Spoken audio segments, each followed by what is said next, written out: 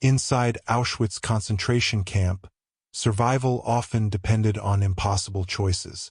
Hunger, violence, forced labor, disease, and constant fear surrounded prisoners every day. But hidden behind the fences and barracks of the camp system existed another disturbing reality. Brothels created and controlled by the SS. These brothels were not places of freedom or comfort. They were part of the camp system itself. Women prisoners, many already brutalized by imprisonment, were selected and forced into sexual exploitation under SS control, while other prisoners were pressured or manipulated into using the system as a so-called reward for labor or obedience. For the women trapped inside these barracks, the experience became another layer of humiliation, fear, and survival inside an environment already built around dehumanization. Many were isolated from other prisoners, silenced by shame and trauma, and left carrying memories that remained difficult to speak about even decades after the war ended. Why did the SS create these brothels inside concentration camps? Who were the women forced into them? How did prisoners inside Auschwitz view these barracks? And why did this part of camp history remain hidden or ignored for so long after liberation? This documentary explores the women forced into Auschwitz brothels, the hidden system created behind the fences, the exploitation carried out under SS authority, and the survivors whose stories reveal one of the most disturbing and often forgotten realities inside the Nazi camp system. And before we begin, take a moment to like this video, subscribe to In&Out Nazi Germany, and let me know in the comments where in the world you're watching from. Every story, every memory, and every place matters. And together we keep history alive. Now let's begin. Chapter 1. Segment 1. Why the SS created camp brothels. As one begins to examine the hidden brothel system inside Auschwitz concentration camp, it becomes increasingly clear that these barracks reveal another deeply disturbing layer of control, exploitation, and dehumanization built into the concentration camp system itself. Auschwitz already functioned through terror, forced labor, starvation, disease, violence, and constant psychological pressure imposed upon prisoners trapped behind electrified fences and guard towers. Yet within this environment, the SS authorities developed a network of camp brothels, designed not around compassion or ordinary human intimacy, but around manipulation, control, labor discipline, and exploitation. As one reflects on why such a system emerged inside a place defined by mass suffering and death, it becomes evident that the brothels were created primarily as instruments serving the interests of the camp authorities rather than the prisoners themselves. The SS leadership viewed prisoners largely through the lens of labor productivity and obedience. Camps like Auschwitz depended heavily upon forced labor carried out under brutal conditions. Inside factories, construction projects, mines, and industrial operations connected to the Nazi war effort, prisoners weakened by starvation, exhaustion, disease, and violence often collapsed, physically under impossible workloads. As one considers the mentality shaping SS policy inside the camp system, it becomes clear that the authorities constantly searched for methods to increase labor output and maintain discipline among selected prisoner groups. The camp brothels emerged partly from this thinking. The SS believed access to these barracks could function as a reward system, encouraging productivity and obedience among certain male prisoners considered valuable for labor. Yet the reality behind this system remained deeply coercive and exploitative from every direction. The women forced into the brothels occupied an especially vulnerable position within Auschwitz. Many had already endured arrest, transport, imprisonment, and abuse before being selected for sexual exploitation under SS authority. These women did not enter the brothel system freely in any meaningful sense. They existed inside an environment where prisoners possessed almost no genuine autonomy over their own lives. As one reflects on the conditions surrounding their selection, it becomes evident that the camp authorities viewed these women not as human beings deserving dignity or protection, but as tools within another mechanism of camp control. The brothels therefore reveal how completely the SS attempted to dominate prisoners physically and psychologically inside Auschwitz. The camp environment itself intensified the horror surrounding this system enormously. Auschwitz functioned through constant surveillance, armed guards, overcrowded barracks, roll calls, labor details, punishments, and the permanent presence of fear. Within such an environment, the brothel barracks became isolated spaces hidden from most ordinary camp life while still remaining entirely under SS supervision. As one considers how emotionally trapped the women inside these barracks must have felt, it becomes clear that the brothel system represented another form of imprisonment within imprisonment itself. Even among prisoners enduring unimaginable suffering elsewhere in the camp, the women forced into these barracks often occupied a separate and deeply stigmatized existence. The SS authorities also viewed the brothels through ideological and bureaucratic logic shaped by the broader concentration camp system. Certain Nazi officials believed sexual access could motivate selected prisoners to work harder while also helping reduce unrest or resistance inside labor camps. As one reflects on this mentality, it becomes evident that the brothels formed part of a larger structure, treating prisoners primarily as controlled labor bodies rather than human beings. The system ignored entirely the trauma inflicted upon the women forced into sexual exploitation because the authorities prioritized discipline, labor efficiency, and control above all else. The women trapped inside the brothels carried enormous psychological burdens beyond the immediate exploitation itself. Isolation from other prisoners, shame imposed by the camp environment, fear of guards and disease, and uncertainty about survival surrounded daily life within these barracks. As one considers the emotional reality faced by these women, it becomes clear why many survivors later found these experiences extraordinarily difficult to discuss publicly even decades after liberation. The camp system itself often encouraged silence because prisoners associated with the brothels could become targets of stigma or misunderstanding among fellow inmates after the war.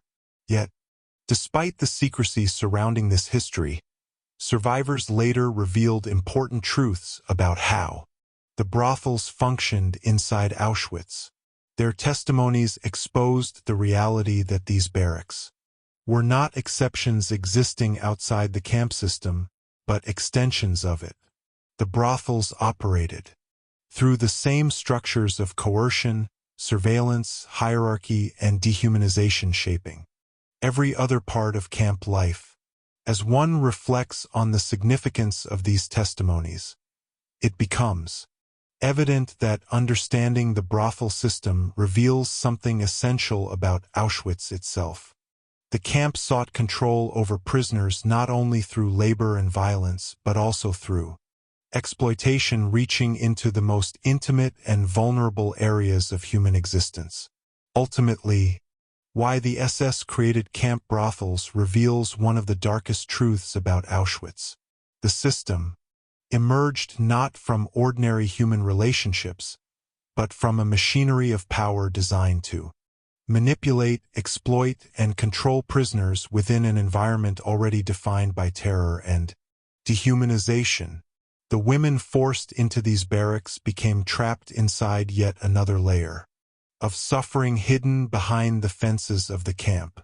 As one continues to examine why the SS created brothels inside Auschwitz, it becomes increasingly clear that these barracks reveal how the concentration camp system attempted to extend control into every aspect of prisoners' physical and emotional lives.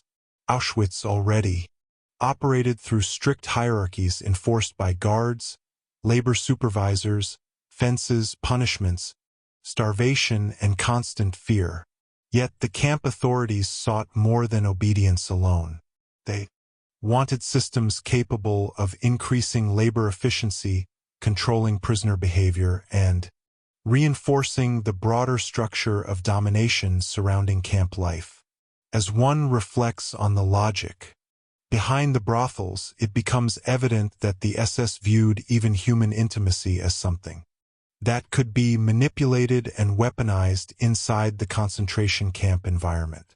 The brothel system emerged partly through policies developed across several Nazi concentration camps during the war. Certain SS officials believed selected male prisoners considered productive workers could be motivated through access to controlled sexual services organized entirely under camp authority.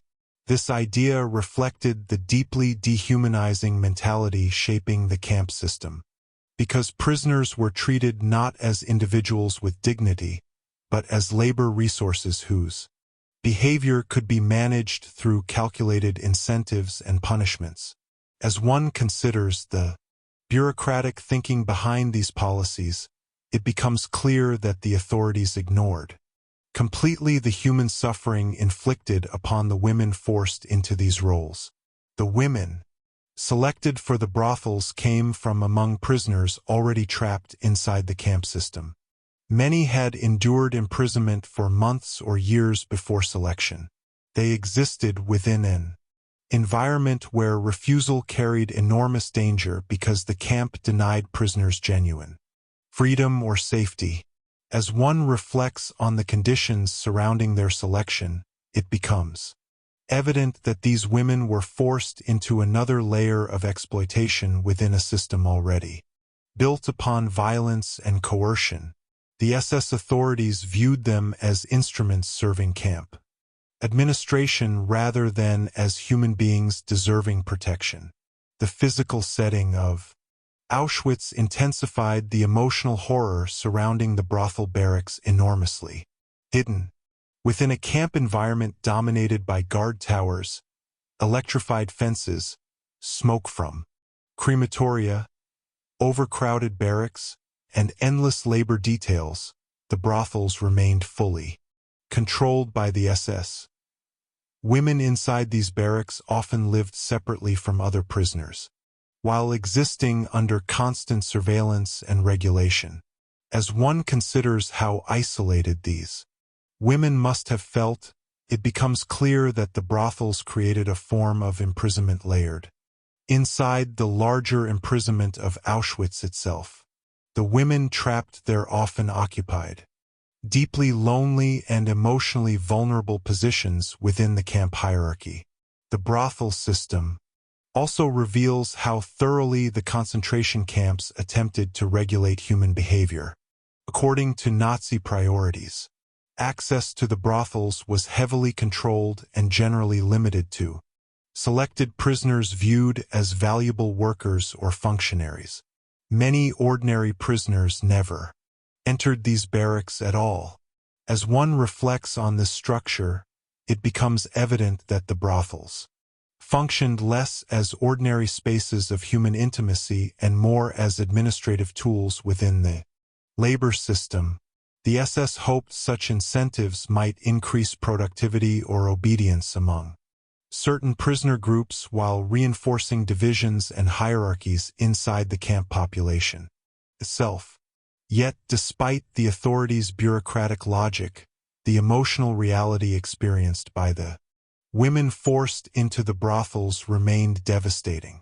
Many later carried profound trauma, shame, silence, and emotional isolation long after liberation.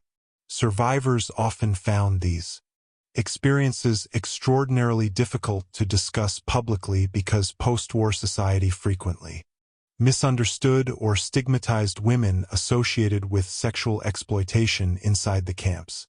As one considers why this history remained hidden for so long, it becomes clear that the brothel system occupied a painful space between survival, coercion, and trauma that many survivors struggled to explain within a world often unwilling to hear such stories fully.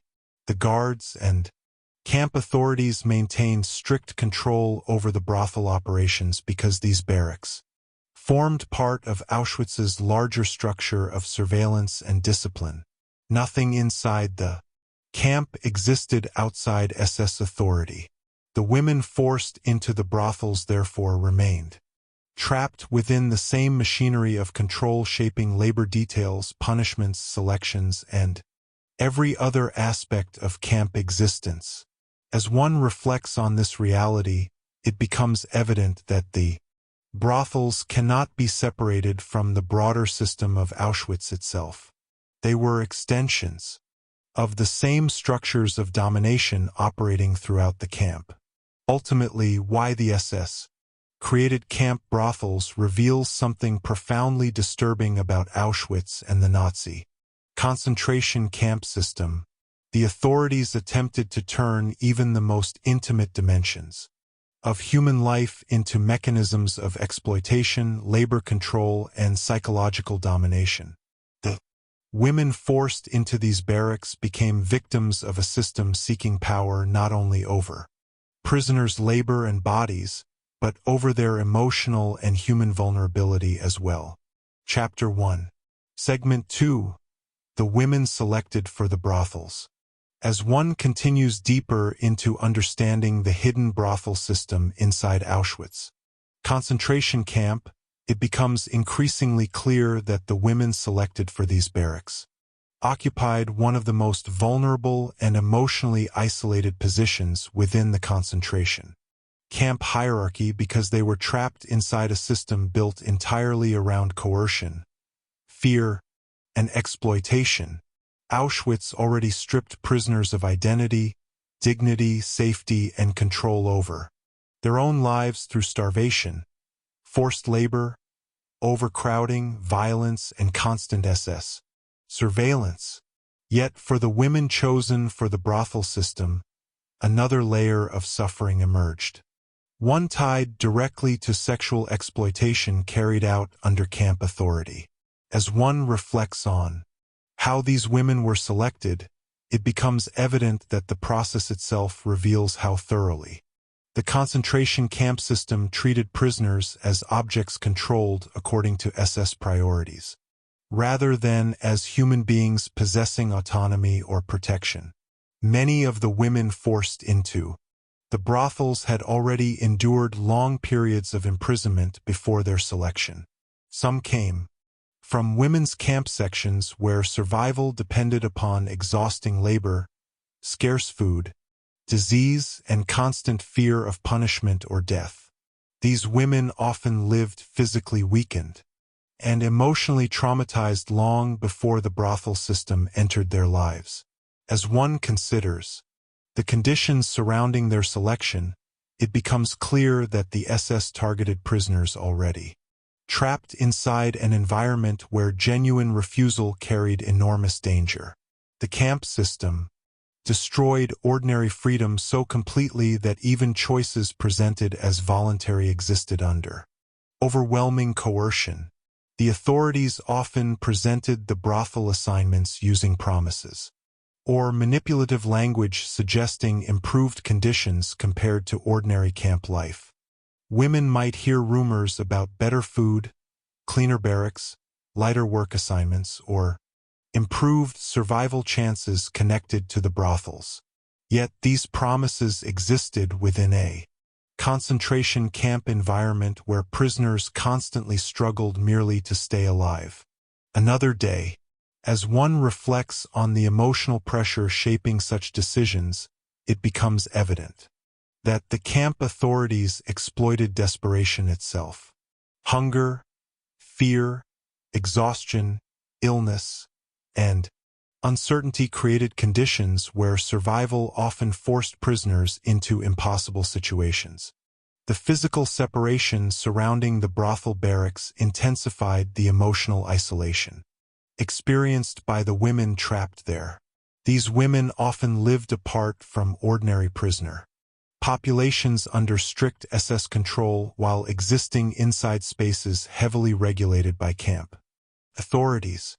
As one considers how psychologically isolating this must have been, it becomes clear that the brothel system created another hidden world within Auschwitz itself, one concealed even from many prisoners living elsewhere in the camp. The women inside these barracks frequently occupied ambiguous positions within camp society because other prisoners sometimes viewed them through misunderstanding, jealousy, suspicion, or stigma shaped by the brutal conditions surrounding everyone inside Auschwitz. The guards and camp administrators treated the women as part of an organized system designed around labor discipline and prisoner management rather than human care or dignity. Medical inspections, regulations, schedules, and surveillance controlled nearly every aspect of life inside the brothel barracks. As one reflects on the bureaucratic nature of these operations, it becomes evident that the brothel system functioned as another administrative structure within Auschwitz's machinery of domination. The women forced into these roles remained prisoners at all times despite occasional differences in food, clothing, or work conditions compared to other inmates. Many of the women carried enormous emotional conflict surrounding their survival inside the brothel system. Some understood clearly that remaining in ordinary labor details might lead rapidly toward physical collapse or death. Others hoped improved conditions might increase survival chances temporarily. Yet survival inside the brothels came attached to profound trauma, shame, fear, and emotional suffering, impossible to separate from the exploitation itself. As one considers how psychologically devastating these circumstances must have been, it becomes clear why many survivors later struggled for decades to discuss these experiences publicly. The broader camp environment deepened this suffering continuously. Auschwitz remained dominated by smoke from crematoria, armed guards, roll calls, selections, disease, and endless labor, while the women inside the brothel barracks lived under constant awareness that they remained trapped within the same camp system surrounding them. As one reflects on this reality, it becomes evident that the brothel system did not exist outside Auschwitz's brutality. It operated fully inside the structures of fear and dehumanization defining the concentration camp itself. Survivors later revealed how difficult it became after liberation to explain the reality of coercion surrounding these barracks. Many feared judgment or misunderstanding from societies unable to fully grasp the impossible conditions prisoners faced inside Auschwitz. As one considers why these stories remained hidden for so long, it becomes clear that the women selected for the brothels occupied one of the most silenced spaces within Holocaust memory.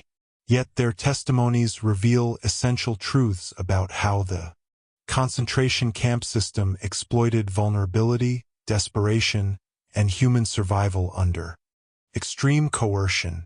Ultimately, the women selected for the brothels reveal one of the darkest dimensions of Auschwitz. These women were not participants in ordinary choices or relationships. They were prisoners trapped inside a machinery of exploitation built by the SS. Within a camp already designed to strip human beings of dignity, freedom, and control over their own bodies and lives. As one continues to examine the women selected for the brothels inside Auschwitz, it becomes increasingly clear that their experiences reveal how the concentration camp system exploited vulnerability at its deepest levels because these women were chosen from among prisoners already weakened physically, emotionally, and psychologically by imprisonment itself. Auschwitz functioned through starvation, labor, violence, fear, and the constant destruction of individual Identity. Prisoners existed under conditions where survival often depended upon impossible calculations shaped by exhaustion and desperation. As one reflects on the circumstances surrounding the women forced into the brothel barracks, it becomes evident that the SS authorities understood this desperation clearly and used it as part of the system controlling prisoner lives. Many of the women selected came from among prisoners considered physically capable of enduring the demands imposed by the brothel system. Some were transferred from other concentration camps before arriving at Auschwitz, while others came directly from women's labor sections within the camp itself. These women had already experienced brutal camp conditions before selection occurred. As one considers the psychological state many prisoners must have occupied by this stage of imprisonment, it becomes clear that ordinary concepts of free choice no longer applied meaningfully inside Auschwitz. The camp environment destroyed security and autonomy so completely that survival itself became tied to coercion and fear. The SS often manipulated women during the selection process through promises connected to improved living conditions, better food, less physically exhausting labor, cleaner barracks, or increased survival.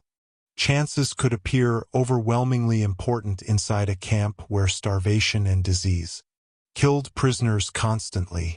As one reflects on how severe ordinary camp life already was, it becomes evident why some women may have viewed the brothel system through the desperate lens of survival rather than genuine consent. The authorities exploited exactly these conditions, creating situations where prisoners trapped within extreme suffering faced choices shaped entirely by coercive circumstances. Yet, even within the brothel system, the women remained prisoners. Under total SS authority, guards controlled movement, schedules, medical examinations, and nearly every aspect of daily existence inside the barracks. As one considers the emotional reality of living under such conditions, it becomes clear that the women occupied spaces defined by surveillance and control rather than safety or comfort. The brothel barracks existed within the same concentration camp environment dominated by armed guards, electrified fences, crematoria, smoke, disease, and constant fear. Emotional isolation became one of the most painful aspects of life inside these barracks. Many women found themselves separated socially from ordinary prisoner communities while simultaneously carrying enormous shame and psychological trauma connected to their exploitation. Other prisoners sometimes viewed the women through misunderstanding or resentment because camp society itself had been distorted by starvation, hierarchy, fear, and survival pressures. As one reflects on this isolation, it becomes evident that the women trapped inside the brothel system often occupied profoundly lonely positions within Auschwitz itself.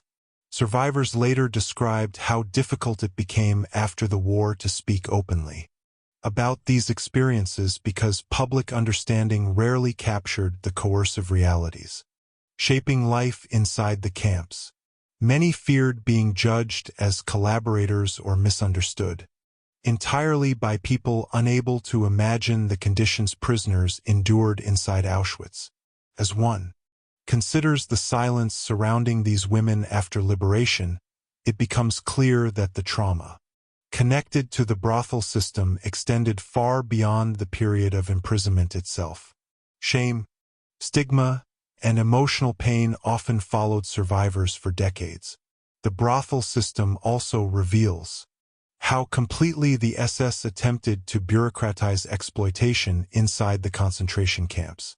The women were processed through administrative systems involving medical control, schedules, inspections, and regulations managed entirely under camp authority. As one reflects on the cold, organizational structure surrounding the brothels, it becomes evident that Auschwitz transformed even sexual exploitation into another controlled function within the larger machinery of domination. Human vulnerability itself became something the camp sought to regulate and exploit. Yet, despite overwhelming suffering, the women forced into these barracks remained human beings struggling to survive inside impossible conditions. Some formed fragile emotional connections with fellow prisoners, while others attempted quietly to preserve fragments of dignity or identity despite the system surrounding them. As one considers the importance of recognizing these women beyond their exploitation alone, it becomes clear that their stories reveal not only suffering but also the devastating complexity of survival inside Auschwitz. Ultimately, the women selected for the brothels expose one of the concentration camp system's most disturbing realities. The SS exploited prisoners already stripped of freedom and trapped within extreme desperation, transforming vulnerability itself into another mechanism of control. The women forced into these barracks became victims of a system seeking domination not only over prisoners' labor and survival, but also over their bodies, emotional lives, and human dignity. Chapter 1. Segment 3. A barracks hidden behind silence. As one continues deeper into understanding the brothel system inside Auschwitz concentration camp, it becomes increasingly clear that the barracks connected to this system existed within an atmosphere of silence, secrecy, and emotional isolation unlike almost any other space inside the camp, because the women trapped their occupied positions surrounded not only by exploitation and fear, but also by shame, misunderstanding, and hidden trauma. Auschwitz already functioned through constant surveillance, forced labor, overcrowding, disease, violence, and psychological terror. Yet within this brutal environment, the brothel barracks remained partly separated from ordinary prisoner life while still existing entirely under SS control. As one reflects on how these barracks operated, it becomes evident that they formed a hidden world within the larger machinery of Auschwitz, a space where exploitation was carefully regulated while the suffering surrounding it remained largely unspoken both during and after the war. The physical placement and operation of the brothel barracks contributed heavily to this atmosphere of silence. The SS authorities controlled access strictly, limiting entry primarily to selected male prisoners while guards supervised the system closely.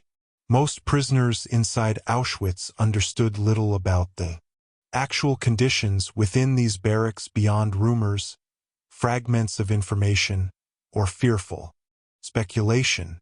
As one considers the secrecy surrounding these operations, it becomes clear that the authorities deliberately isolated the brothels from ordinary camp visibility.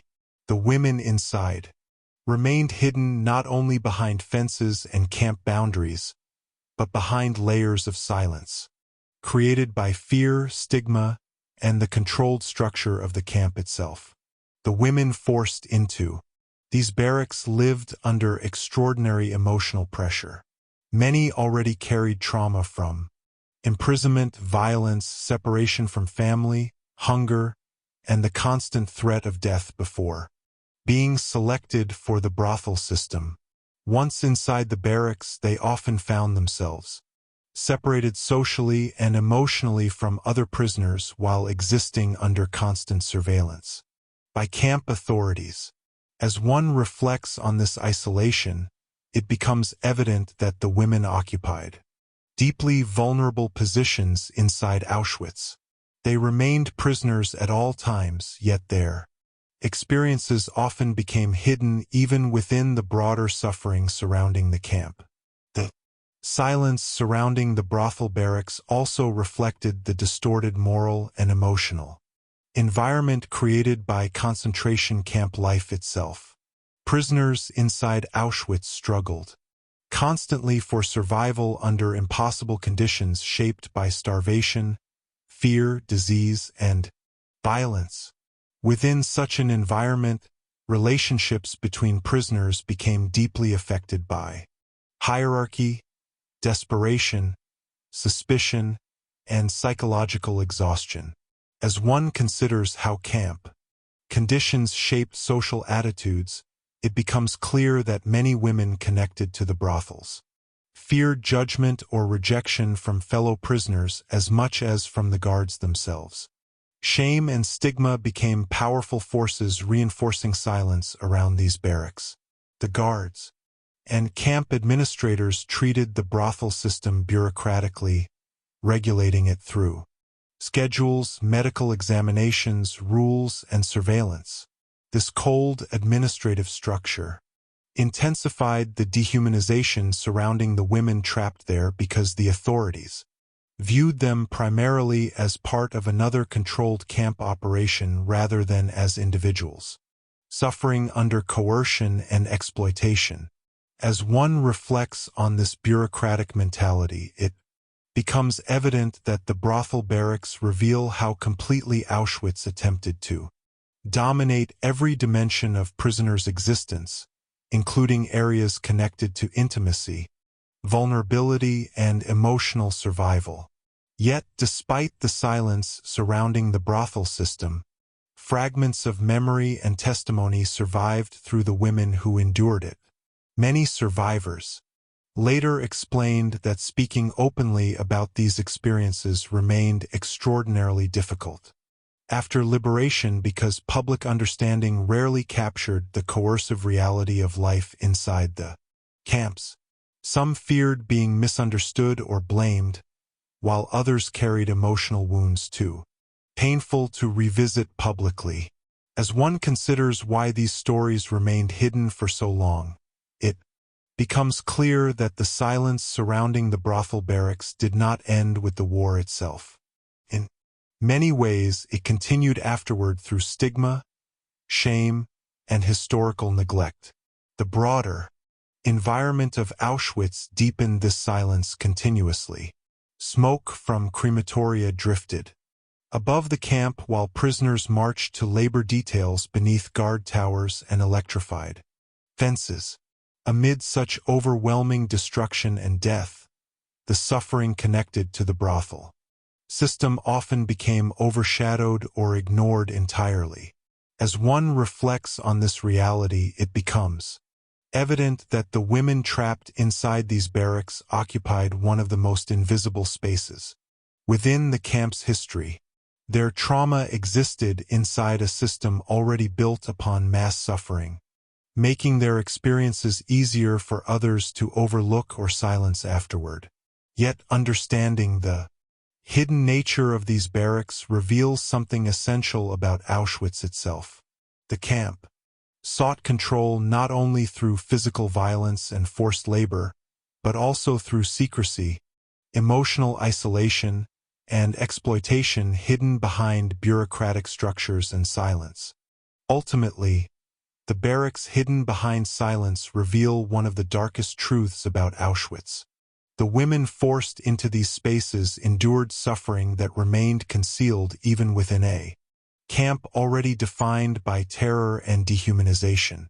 Hidden behind fences, fear, shame, and secrecy, their experiences became part of a history many survivors struggled for decades to speak aloud, yet one that remains essential for understanding the full reality of the concentration camp system. As one continues to examine the barracks hidden behind silence inside Auschwitz, it becomes increasingly clear that secrecy itself became one of the most powerful forces shaping the lives of the women trapped within the brothel system because silence protected the camp authorities, isolated the victims, and made the suffering inside these barracks easier to ignore both during and after the war. Auschwitz already functioned through rigid control, fear, and separation. Prisoners lived under constant surveillance while armed guards regulated nearly every aspect of daily life. behind electrified fences and watchtowers. Yet the brothel barracks occupied a particularly hidden position within this environment. As one reflects on how little many prisoners knew about the actual experiences of the women inside these spaces, it becomes evident that the brothels formed another concealed layer within Auschwitz itself, one surrounded by rumors, shame, and emotional isolation. The women forced into the brothel system often experienced profound loneliness inside the camp. Although physically surrounded by thousands of prisoners, they remained socially separated in important ways because the nature of their exploitation created emotional distance from many other inmates. Some prisoners viewed the women through misunderstanding or suspicion, while others avoided speaking about the brothels altogether, because camp life already overwhelmed people emotionally and psychologically. As one considers the atmosphere surrounding these barracks, it becomes clear that silence became part of daily survival. The women carried trauma many felt unable to share openly even with fellow prisoners trapped within the same camp system. The SS authorities benefited directly from this silence by controlling access to the brothel barracks and regulating the women through strict supervision, medical inspections, schedules, and camp rules. The authorities transformed exploitation into another hidden administrative function inside Auschwitz. As one reflects on this bureaucratic structure, it becomes evident that the brothels reveal how thoroughly the concentration camp system attempted to normalize dehumanization through organization and secrecy. The women were treated not as victims deserving protection, but as controlled components within the machinery of camp administration. The physical environment surrounding Auschwitz intensified the emotional weight of this hidden suffering enormously. Smoke from crematoria drifted above the camp while prisoners marched toward labor details, selections, punishments, and endless exhaustion beneath guard towers and barbed wire. Within this landscape of mass suffering, the trauma experienced by women inside the brothel barracks often disappeared into the larger horror surrounding Auschwitz itself. As one reflects on this reality, it becomes evident why the history of these women remained less visible for so long after liberation. Their suffering existed inside a system already defined by overwhelming destruction, making it easier for others to overlook or avoid discussing entirely. Survivors later explained how difficult it became after the war to speak publicly about the brothel system because society often failed to understand the coercive conditions shaping life inside the camps. Many women feared being judged or blamed for experiences forced upon them within an environment where genuine freedom no longer existed. As one considers the emotional burden carried by these survivors, it becomes clear that silence continued long after the fences of Auschwitz disappeared. Trauma, shame, and stigma followed many women for decades because the world outside the camps often struggled to comprehend survival under such impossible circumstances. The brothel barracks also reveal how Auschwitz extended control into deeply personal areas of human existence. The camp already dominated prisoners through labor, starvation, violence, disease, and fear. Yet the brothel system demonstrated that the authorities sought power even over intimacy, vulnerability, and emotional survival itself. As one reflects on this level of domination, it becomes evident that the concentration camp system attempted not only to imprison bodies, but to regulate and exploit human relationships under conditions of terror and coercion. Yet despite the silence surrounding these barracks, memory survived through the testimonies of women who eventually spoke about their experiences. These testimonies reveal the humanity of the prisoners trapped inside the brothel system, women struggling to survive within impossible circumstances shaped entirely by SS authority and camp violence. As one considers the importance of these stories, it becomes clear that breaking the silence surrounding the brothel barracks is essential for understanding Auschwitz fully. The hidden nature of these spaces does not make them less important within camp history. In many ways, it reveals how deeply the system relied upon secrecy and emotional isolation to maintain control. Ultimately, the barracks hidden behind silence reveal one of Auschwitz's most painful realities. The women forced into these spaces endured exploitation, concealed behind fear, shame, bureaucracy, and secrecy inside a camp already defined by mass suffering. Their experiences remained hidden for decades not because they mattered less, but because the trauma connected to them was so profound and difficult for survivors and the world around them to confront openly. Chapter 2. Segment 1. The Daily Reality for the Women. As one continues deeper into understanding the brothel system inside Auschwitz concentration camp, it becomes increasingly clear that the daily reality faced by the women trapped inside these barracks was defined not by comfort or privilege, as some later myths suggested, but by constant surveillance, emotional isolation, coercion, fear, and psychological exhaustion within the larger machinery of the camp itself. Auschwitz already functioned through starvation, forced labor, disease, violence, overcrowding, and the permanent presence of death surrounding prisoners every day.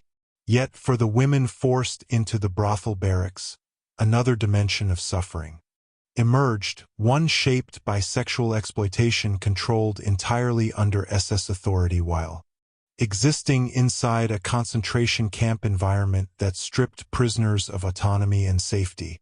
At every level, as one reflects on daily life inside these barracks, it becomes evident that the women remained prisoners first and foremost, trapped inside another layer of control hidden behind the fences of Auschwitz. The day for many women inside the brothel barracks began under the same atmosphere of fear dominating the rest of the camp. Guards supervised movement, schedules, inspections, and routines while the women lived with constant awareness that their survival depended entirely upon the decisions of the SS authorities controlling every aspect of their existence. As one considers the psychological effect of waking each day inside such conditions, it becomes clear that the barracks offered no genuine refuge from Auschwitz itself. The women remained surrounded by guard towers, electrified fences, smoke drifting from crematoria, and the broader terror of camp life existing just beyond the walls of the brothel section. The physical conditions inside the brothel barracks varied over time and differed somewhat from ordinary prisoner barracks, yet any apparent improvements existed entirely within the context of imprisonment and coercion. Some women received slightly better food or clothing compared to prisoners enduring brutal outdoor labor details, but these differences must be understood within the extreme conditions of Auschwitz itself. As one reflects on how desperate ordinary camp life had become, it becomes evident why even small changes in food or shelter could appear significant to starving prisoners. Yet these limited differences did not erase the exploitation or emotional suffering defining life inside the brothel system. The women existed under strict schedules and medical control imposed by the camp authorities. Examinations, regulations, and surveillance shaped daily routines while the SS treated the brothels as administrative operations within the larger concentration camp system. As one considers the bureaucratic nature of this control, it becomes clear that the women's bodies themselves became regulated objects inside the machinery of Auschwitz. The authorities viewed them not as individuals deserving care or dignity, but as controlled resources serving camp objectives tied to labor discipline and prisoner management. Emotional isolation became one of the most painful aspects of daily life for many women inside the brothel barracks. Although surrounded physically by other prisoners and guards, many women carried overwhelming loneliness because their experiences separated them emotionally from ordinary camp society. Shame, fear, trauma, and uncertainty surrounded daily existence, while many prisoners outside the brothels either misunderstood the women's situation or avoided discussing it entirely. As one reflects on this silence, it becomes evident that the women often endured their suffering within a hidden emotional space, even inside the already isolated world of Auschwitz. The broader atmosphere of the camp intensified this psychological burden continuously. Smoke from crematoria drifted across the camp while labor columns marched beneath armed guard supervision, and prisoners disappeared constantly through disease, executions, selections, and exhaustion. The women inside the brothel barracks lived under constant awareness that they remained trapped within the same system of terror surrounding all prisoners at Auschwitz. As one considers this reality, it becomes clear that the brothel system cannot be separated from the larger violence of the camp itself. Existed entirely within the structures of fear, domination, and dehumanization shaping everyday life throughout Auschwitz. Some women attempted quietly to preserve fragments of humanity within the barracks despite overwhelming conditions. Friendships, conversations, small gestures of support or shared understanding between prisoners sometimes became emotionally vital in an environment designed to destroy dignity and emotional stability.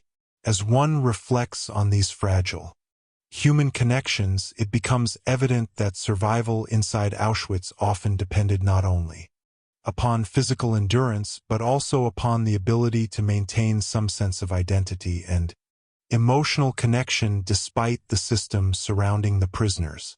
Yet the psychological trauma connected to daily life inside the brothel barracks often endured long after liberation. Many survivors later described feelings of shame, silence, fear of judgment, and emotional pain lasting for decades because society outside the camps frequently failed to understand the coercive realities shaping survival inside Auschwitz. As one considers the lasting impact of these experiences, it becomes clear why the women forced into the brothel system remained among the most silenced survivors of the concentration camps. Ultimately, the daily reality for the women inside the brothel barracks reveals one of Auschwitz's most disturbing truths. These women lived not in spaces of comfort or privilege, but within another controlled system of exploitation, operating under SS authority inside a camp already designed around terror, domination, and the destruction of human dignity. As one continues to examine the daily reality for the women trapped inside the brothel barracks at Auschwitz, it becomes increasingly clear that every aspect of life within these spaces remained shaped by coercion, surveillance, and emotional strain because the women existed entirely under the authority of the same concentration camp system controlling labor details, punishments, food distribution, medical inspections, and survival itself. Although later myths sometimes portrayed the brothels as places of relative privilege compared to ordinary camp conditions, the reality experienced by the women inside these barracks remained deeply traumatic and psychologically devastating. As one reflects on their daily existence, it becomes evident that even moments appearing outwardly less brutal than forced labor outside the camp did not free the women from Guards and camp regulations determined nearly every aspect of life. Schedules structured the operation of the brothel system, while medical examinations, inspections, and surveillance reinforced constant control over the prisoners inside. As one considers how little autonomy the women possessed, it becomes clear that the brothel barracks functioned as another extension of Auschwitz's broader machinery of domination. The women remained prisoners under SS authority regardless of any superficial differences in clothing, food, or indoor living conditions. Compared to other camp sections, the emotional burden carried by the women often became overwhelming because many understood clearly the stigma attached to the brothel system both inside and outside the camp. Other prisoners sometimes misunderstood their situation or viewed them through resentment shaped by the distorted social environment created within Auschwitz. As one reflects on the loneliness this must have produced, it becomes evident that many women endured profound emotional isolation alongside the exploitation itself. The silence surrounding the brothels prevented open conversation, while shame and fear made genuine connection difficult. Even among fellow prisoners, the broader atmosphere of Auschwitz remained impossible to escape from within the brothel barracks. Smoke from crematoria drifted above the camp while prisoners marched to labor details under armed guard supervision, and disease spread through overcrowded sections beyond the brothel area. The women trapped inside these barracks lived with constant awareness that death and violence surrounded them just outside the walls. As one considers this reality, it becomes clear that the brothel system existed entirely inside the same environment of terror defining every aspect of camp life. The women never stopped being prisoners simply because their suffering took a different form from forced labor or physical punishment elsewhere in Auschwitz. Psychological exhaustion also shaped daily life inside the brothel barracks profoundly. Many women carried memories of arrest, transport, separation from family, previous abuse, and months or years of imprisonment before entering the brothel system. Once inside, they faced continuous emotional conflict tied to survival itself because the camp authorities had manipulated desperation and fear when selecting women for these roles. As one reflects on how psychologically destructive such circumstances must have been, it becomes evident why many survivors later struggled for decades to speak publicly about their experiences. Some women attempted quietly to preserve routines or emotional stability inside the barracks, despite overwhelming conditions. Shared conversations, gestures of support, or brief moments of solidarity between prisoners could become deeply important in an environment built around dehumanization. As one considers the significance of these fragile human connections, it becomes clear that survival inside Auschwitz often depended partly upon maintaining some sense of humanity despite the camp's effort to reduce prisoners to controlled objects within its system. The guards and administrators overseeing the brothel system viewed the women bureaucratically, rather than humanely. Records, inspections, schedules, and regulations transformed exploitation into another organized function of camp administration. As one reflects on this cold, administrative structure, it becomes evident that Auschwitz extended its machinery of control far beyond labor and punishment alone. The camp sought domination over prisoners' emotional and bodily existence as well, reducing intimacy itself into another regulated mechanism within the concentration camp system. After liberation, many survivors connected to the brothel barracks faced continuing silence and misunderstanding. Public memory of the Holocaust often focused primarily upon other aspects of camp suffering, while the experiences of sexually exploited Women remained hidden beneath shame, stigma, and historical neglect. As one considers why these stories remain so difficult to discuss, it becomes clear that the trauma connected to the brothel system extended far beyond the physical conditions inside Auschwitz itself. The women carried emotional wounds shaped by both wartime exploitation and post-war silence. Ultimately, the daily reality for the women inside the brothel barracks reveals one of the darkest dimensions of Auschwitz. These women lived within another hidden structure of control operating beneath the larger machinery of the concentration camp, a system where exploitation, emotional isolation, fear, and survival became inseparable parts of everyday existence behind the fences of Auschwitz. Chapter 2. Segment 2. Isolation, Shame, and Silence. As one continues deeper into understanding the lives of the women forced into the brothel system inside Auschwitz concentration camp, it becomes increasingly clear that some of the most devastating aspects of their experience were not only the physical exploitation itself, but the emotional isolation, shame, and silence surrounding their existence both during and after imprisonment.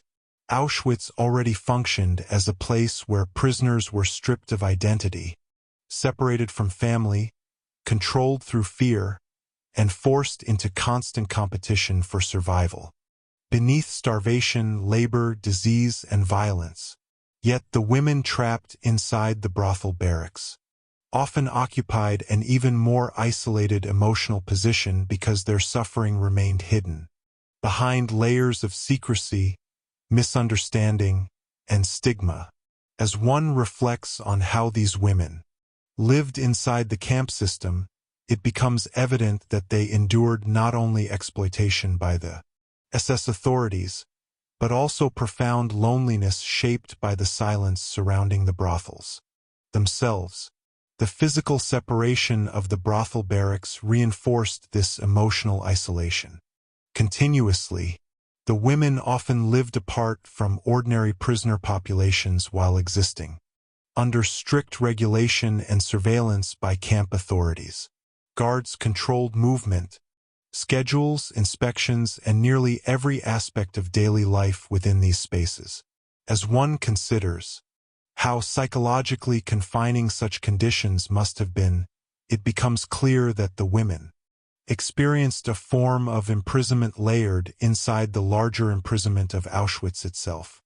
Even among thousands of prisoners trapped behind the fences of the camp, the women inside the brothels frequently remained hidden and emotionally disconnected from broader prisoner society. The atmosphere of Auschwitz intensified this isolation enormously. Smoke drifted from crematoria across the camp while prisoners marched to forced labor details beneath armed guards and electrified fences. Disease spread through overcrowded barracks while selections, punishments, and executions created constant fear surrounding daily survival. Within such an environment, many prisoners focused entirely upon enduring another day physically and emotionally. As one reflects on how survival pressures shaped relationships inside the camp, it becomes evident that empathy and understanding often became distorted by exhaustion, hunger, fear, and desperation. The women connected to the brothel system sometimes faced misunderstanding or resentment from other prisoners who viewed them through rumors or incomplete information rather than through awareness of the coercive conditions surrounding their exploitation. Shame became another powerful force shaping the lives of the women inside the brothel barracks. Many carried deep emotional conflict surrounding their survival because the camp authorities manipulated desperation, fear, and promises of improved conditions during the selection process. As one considers the impossible circumstances surrounding these decisions, it becomes clear that ordinary ideas about consent or choice no longer function meaningfully inside Auschwitz. Yet despite this reality, many women still struggled internally with guilt or humiliation tied to their experiences because the concentration camp system itself encouraged dehumanization and emotional destruction. The silence surrounding the brothels often prevented open discussion among prisoners themselves. Many women feared judgment, rejection, or misunderstanding from fellow inmates, while others simply found the trauma too painful to speak about openly. As one reflects on this silence, it becomes evident that the brothel system created hidden suffering existing even within a camp already dominated by mass suffering and death. The women trapped there often carried their emotional pain privately because the environment surrounding Auschwitz offered little space for genuine safety, trust, or emotional healing. The guards and SS administrators benefited directly from this atmosphere of isolation and silence. By keeping the brothel system controlled, regulated, and partly concealed from ordinary camp life, the authorities ensured that the women remained vulnerable and emotionally separated from broader prisoner solidarity.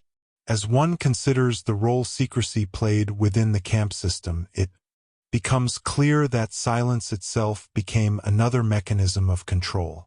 The less openly the women could speak about their experiences, the easier it became for the exploitation to continue, hidden within Auschwitz's larger structure of terror.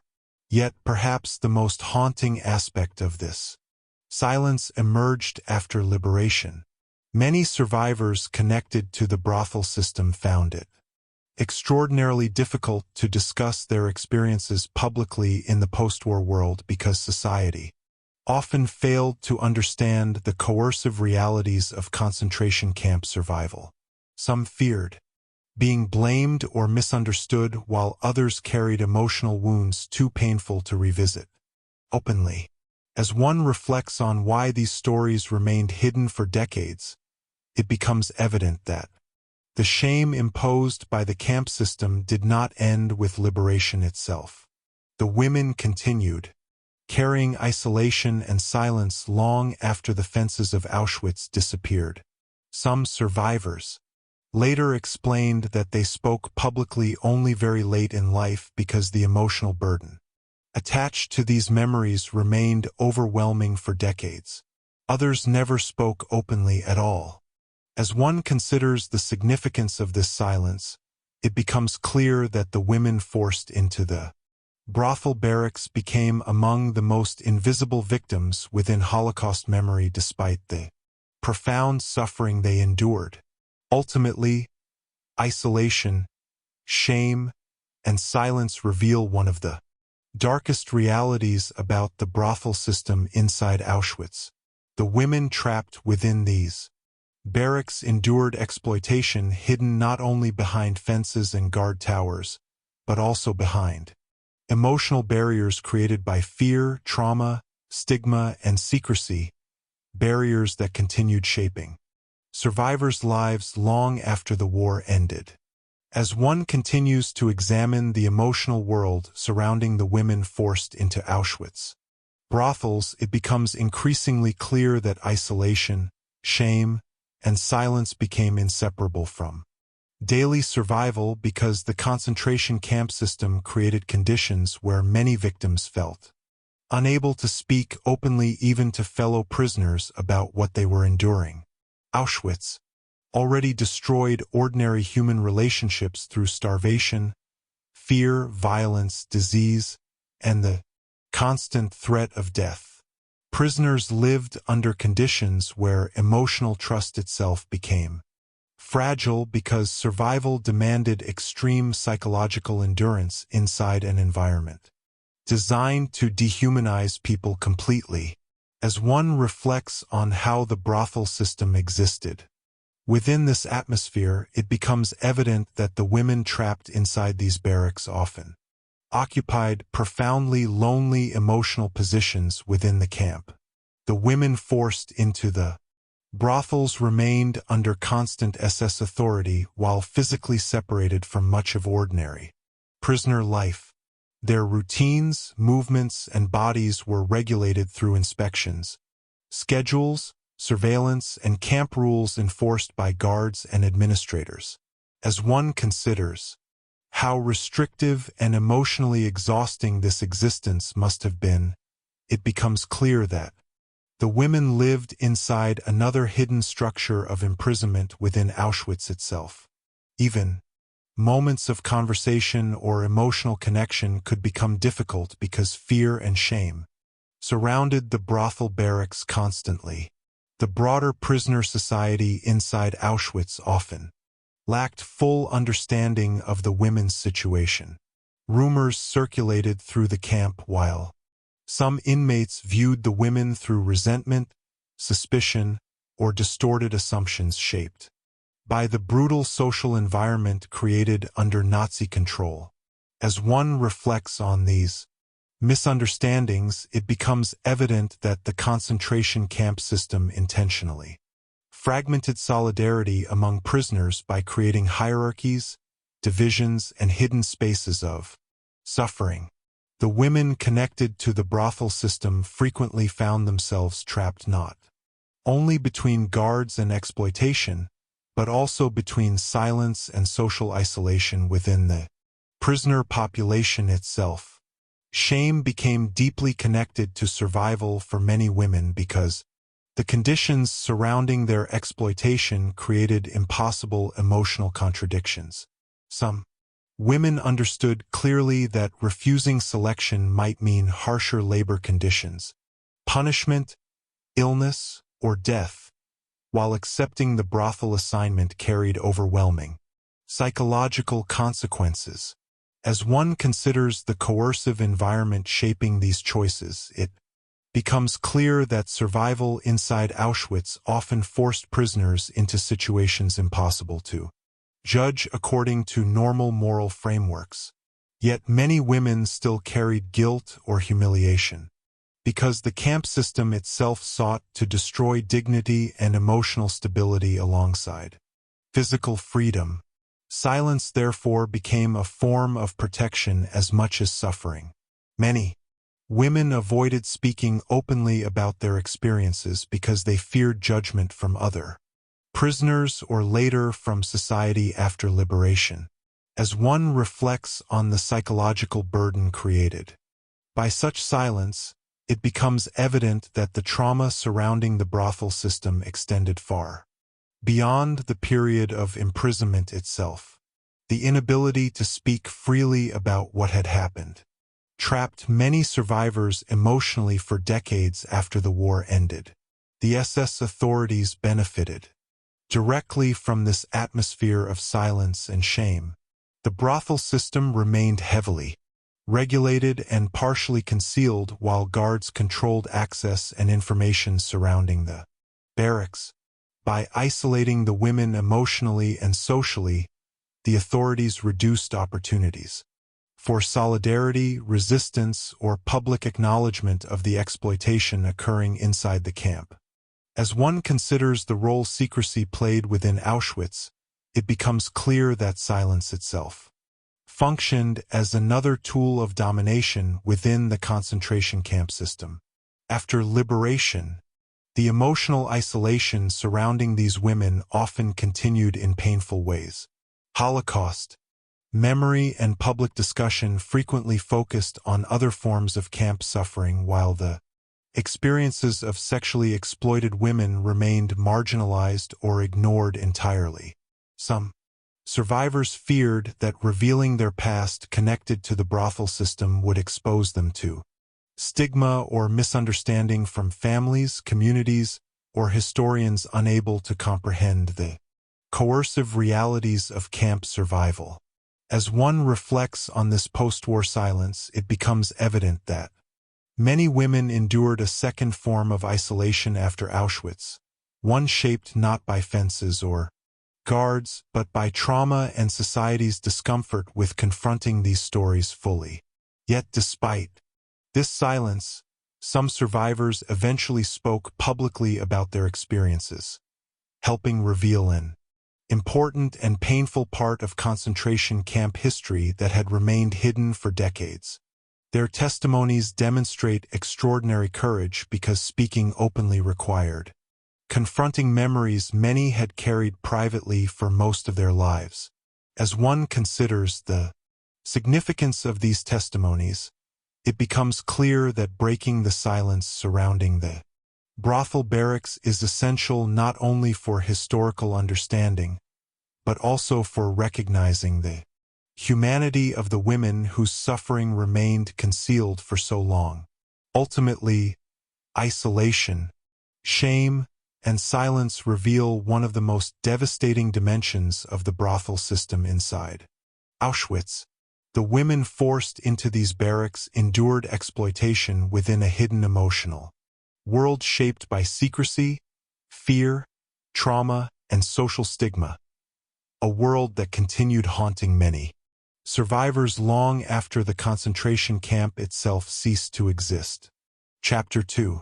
Segment 3. Survival inside an impossible situation. As one continues deeper into understanding the women forced into the brothel system at Auschwitz concentration camp, it becomes increasingly clear that survival inside these barracks placed prisoners into some of the most emotionally impossible situations imaginable because every decision, every attempt to endure another day, existed within a world where ordinary moral choices had been shattered by coercion, fear, hunger, violence, and total SS control. Auschwitz, already stripped prisoners of freedom, safety, identity, and physical security through starvation, forced labor, disease, and constant terror.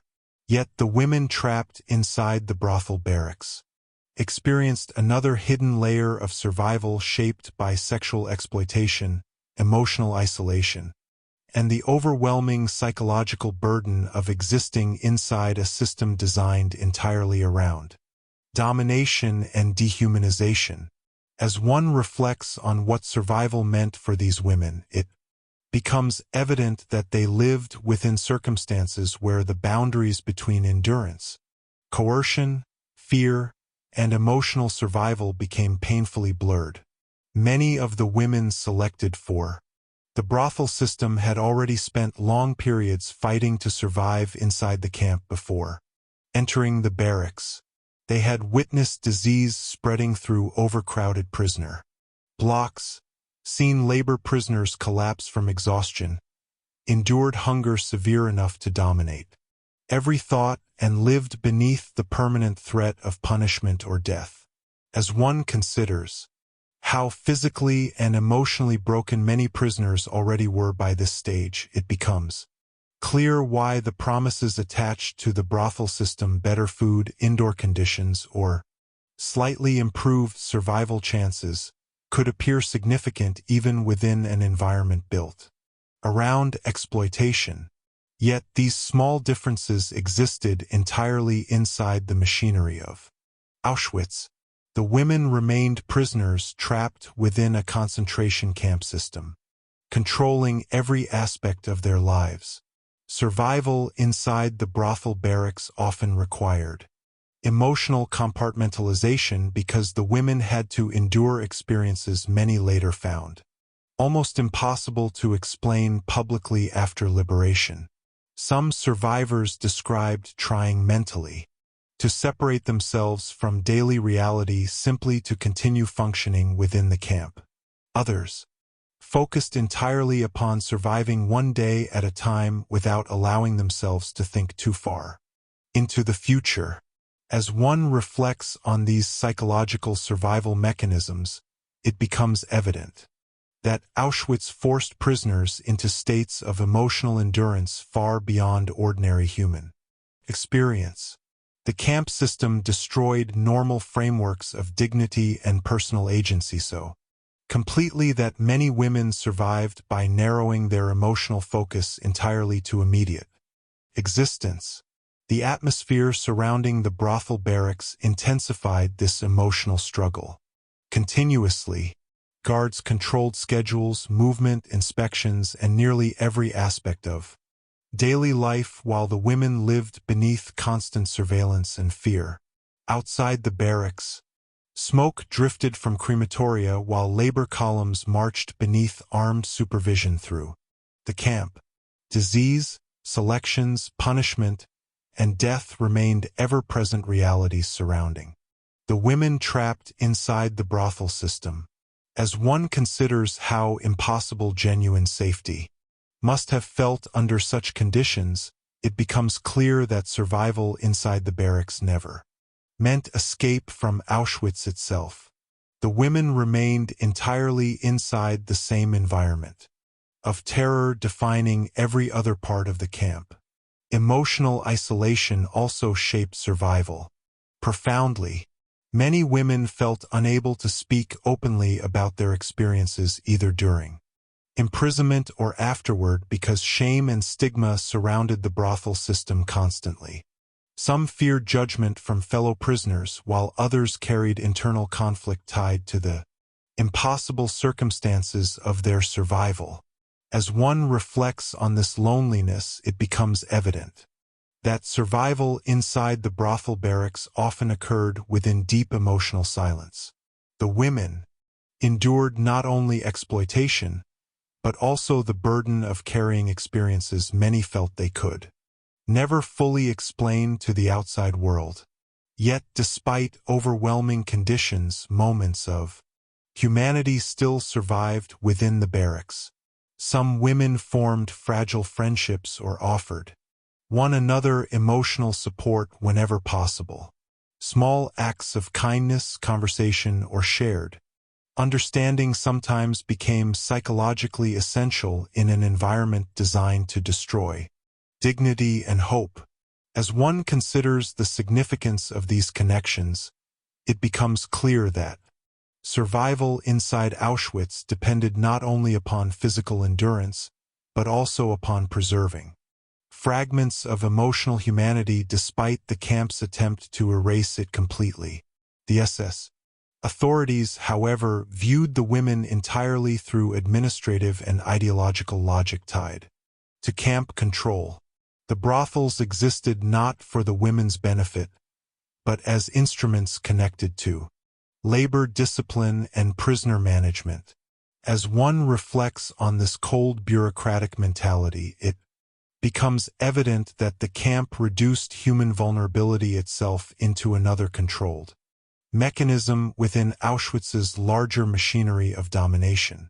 Yet survivors later revealed how psychologically complex survival inside the brothel system remained.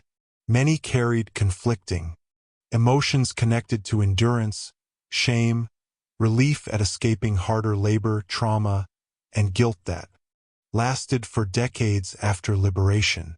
As one considers the weight of these emotional scars, it becomes clear why many women remained silent for much of their lives. Their experiences resisted simple explanation because Auschwitz had forced them into impossible situations beyond ordinary human judgment. Ultimately, survival inside the brothel barracks reveals one of the darkest truths about Auschwitz. The women trapped there endured lives shaped by coercion, emotional isolation, and constant fear within a system that exploited desperation itself. Yet even inside such impossible circumstances, they struggled to preserve fragments of humanity and survival within a camp designed to destroy both completely.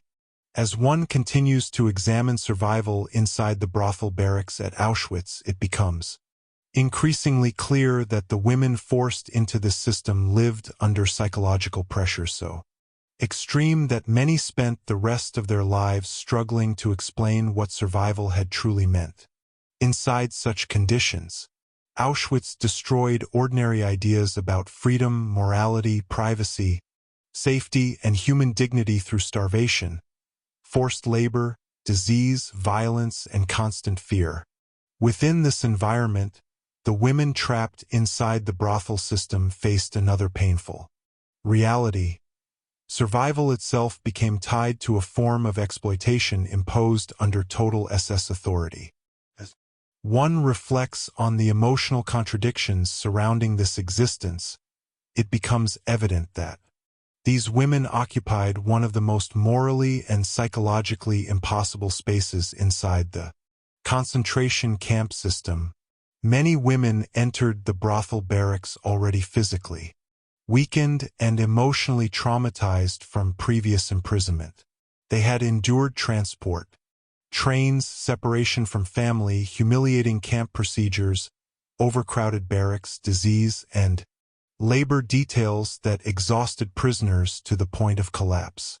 As one considers how survival dominated every aspect of camp life, it becomes clear why even limited improvements in food or shelter could appear significant to starving prisoners. Yet those improvements existed entirely within the framework of coercion because the women remained prisoners deprived of genuine autonomy over their bodies or lives. The women often developed psychological survival strategies simply to endure daily existence inside the brothel system. Some focused entirely upon immediate routines and avoided thinking about the future. Others attempted emotionally to detach themselves from their surroundings in order to survive mentally. As one reflects on these coping mechanisms, it becomes evident that Auschwitz forced prisoners into extraordinary forms of psychological endurance where emotional numbness sometimes became necessary for survival itself. The concentration camp system shattered ordinary emotional stability so thoroughly that many women survived by narrowing life down to the most immediate physical and emotional needs. Yet even while trying to survive, many women carried intense internal conflict. Some felt guilt connected to surviving in conditions different from prisoners performing brutal outdoor labor, while others feared how fellow inmates or post-war society might judge them if the reality of the brothel system became known publicly. As one considers these emotional burdens, it becomes clear that the women endured not only exploitation imposed by the SS, but also psychological suffering tied to shame, silence, and fear of misunderstanding. The broader atmosphere of Auschwitz intensified these struggles continuously. Smoke from crematoria drifted through the camp while guards marched prisoners toward labor details beneath barbed wire and watchtowers. Death remained constantly visible through disease, punishment, selections, and exhaustion. The women inside the brothel barracks lived under constant awareness that they remained trapped within the same machinery of terror surrounding every prisoner at Auschwitz. As one reflects on this reality, it becomes evident that survival inside the brothel system did not remove the women from the camp's violence. Instead, it trapped them within another hidden form of suffering inside the same system of domination. Despite overwhelming trauma, some women still formed fragile bonds with one another. Quiet conversations, emotional support, or small acts of kindness sometimes became psychologically essential in an environment designed to destroy individuality and trust. As one considers the importance of these moments, it becomes clear that survival inside Auschwitz depended partly upon preserving human connection wherever possible, even within spaces shaped by exploitation and fear. The SS authorities, however, treated the brothel system entirely as an administrative function connected to prisoner control. Regulations, medical inspections, schedules, and surveillance transformed human vulnerability into another organized component of camp management. As one reflects on this bureaucratic coldness, it becomes evident that Auschwitz extended its machinery of domination into the most intimate dimensions of human existence. The women forced into the brothels became trapped within a system reducing survival itself into another controlled mechanism serving camp objectives.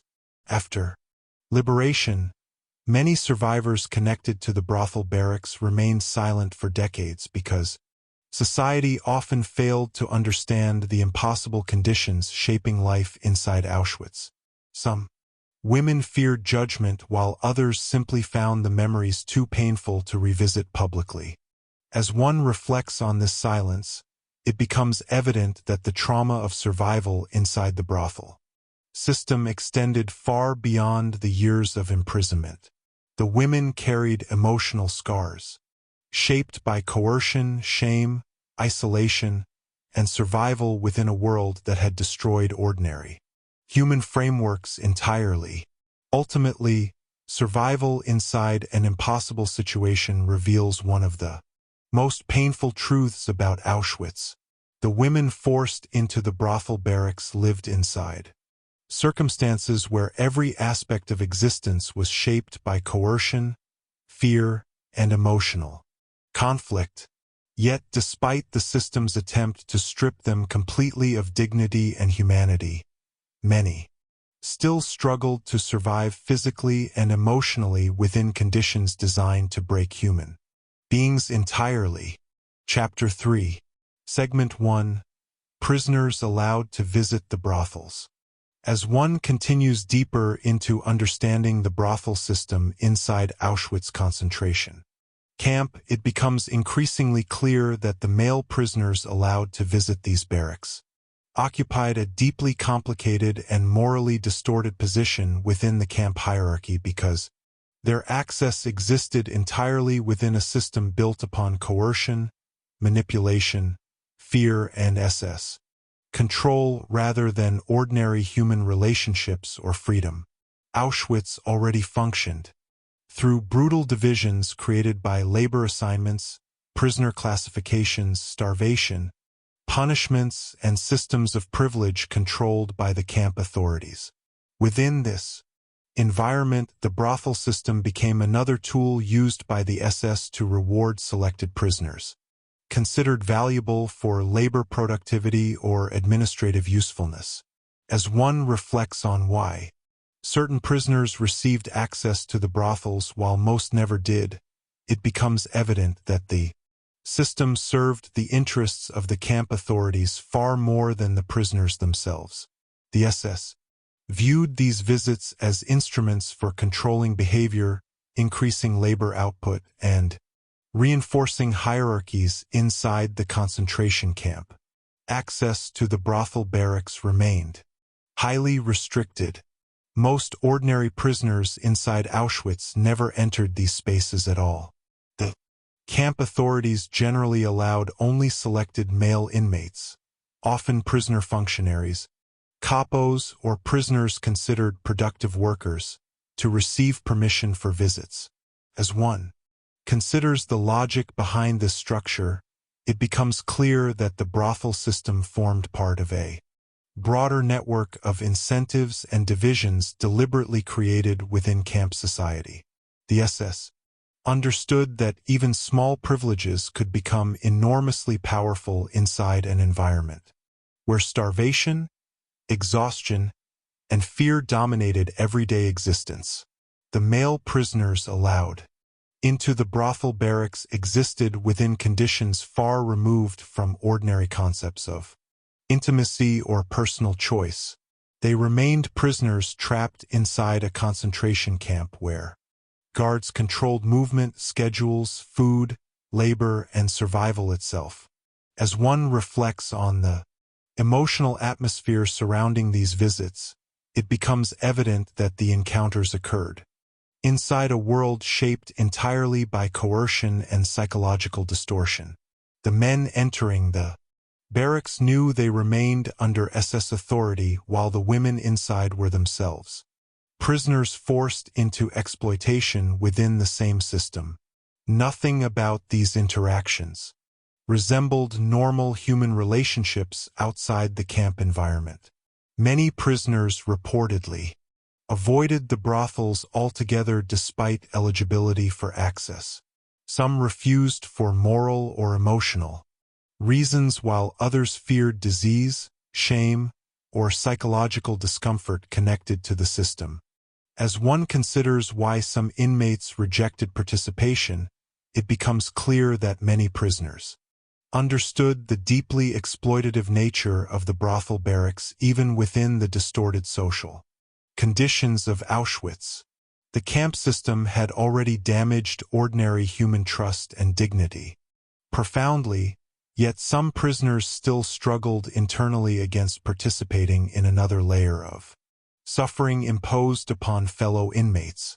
At the same time, the camp authorities deliberately presented access to the brothels as a reward tied to labor performance and obedience.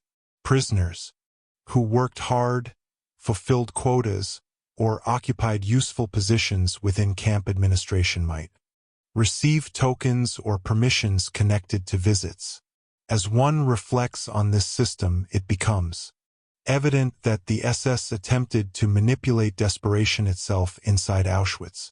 The authorities sought not only to control prisoners physically through violence and starvation, but also psychologically through systems of reward and hierarchy designed to shape behavior. The women trapped inside the brothel barracks often experienced these visits through overwhelming emotional conflict and exhaustion. Many lived under constant fear, shame, and psychological trauma while remaining fully aware that the male prisoners entering the barracks were themselves trapped within the concentration camp system. As one considers the emotional complexity of these interactions, it becomes clear that Auschwitz had created circumstances where ordinary moral categories no longer functioned clearly. Both the women and the visiting prisoners existed inside structures of coercion controlled entirely by the SS authorities. The broader environment of Auschwitz intensified this distortion continuously. Smoke from crematoria drifted above the camp, while prisoners marched toward labor details beneath armed guards and electrified fences. Disease, starvation, violence, and death surrounded every aspect of daily existence. Within such an environment, the brothel system became another mechanism through which the SS attempted to regulate prisoner behavior and maintain control over camp society. As one reflects on this reality, it becomes evident that the brothels cannot be understood separately from the larger machinery of domination defining Auschwitz itself. Survivors later described how difficult it became after liberation to discuss these issues publicly because the moral complexity surrounding the brothel system resisted simple explanation. Some former prisoners feared judgment or misunderstanding, while others struggled emotionally with memories shaped by impossible conditions inside the camp. As one considers the silence surrounding these experiences after the war, it becomes clear that Auschwitz forced prisoners into situations far beyond ordinary human frameworks of morality or choice. Ultimately, the prisoners allowed to visit the brothels reveal one of the concentration camp system's darkest mechanisms of control. The SS created a distorted environment where access to exploited women became tied to labor discipline, hierarchy, and survival inside a camp already built upon fear, coercion, and dehumanization.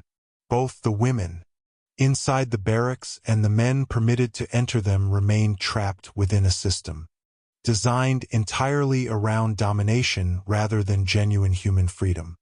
As one continues to examine the prisoners allowed to visit the brothels inside Auschwitz, it becomes increasingly clear that the entire system reveals how deeply the SS manipulated human vulnerability, desperation, and survival within the concentration camp environment, because access to the brothel barracks became another carefully controlled privilege used to reinforce obedience and hierarchy among prisoners trapped inside the camp. Auschwitz already divided prisoners constantly through labor assignments, food distribution, housing conditions. Prisoner functionary positions, and countless small differences capable of affecting survival chances.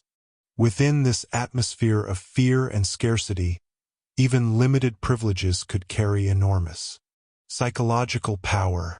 As one reflects on why the SS connected brothel access to selected prisoners, it becomes evident that the authorities viewed every aspect of prisoner life as something that could be organized and exploited for administrative control.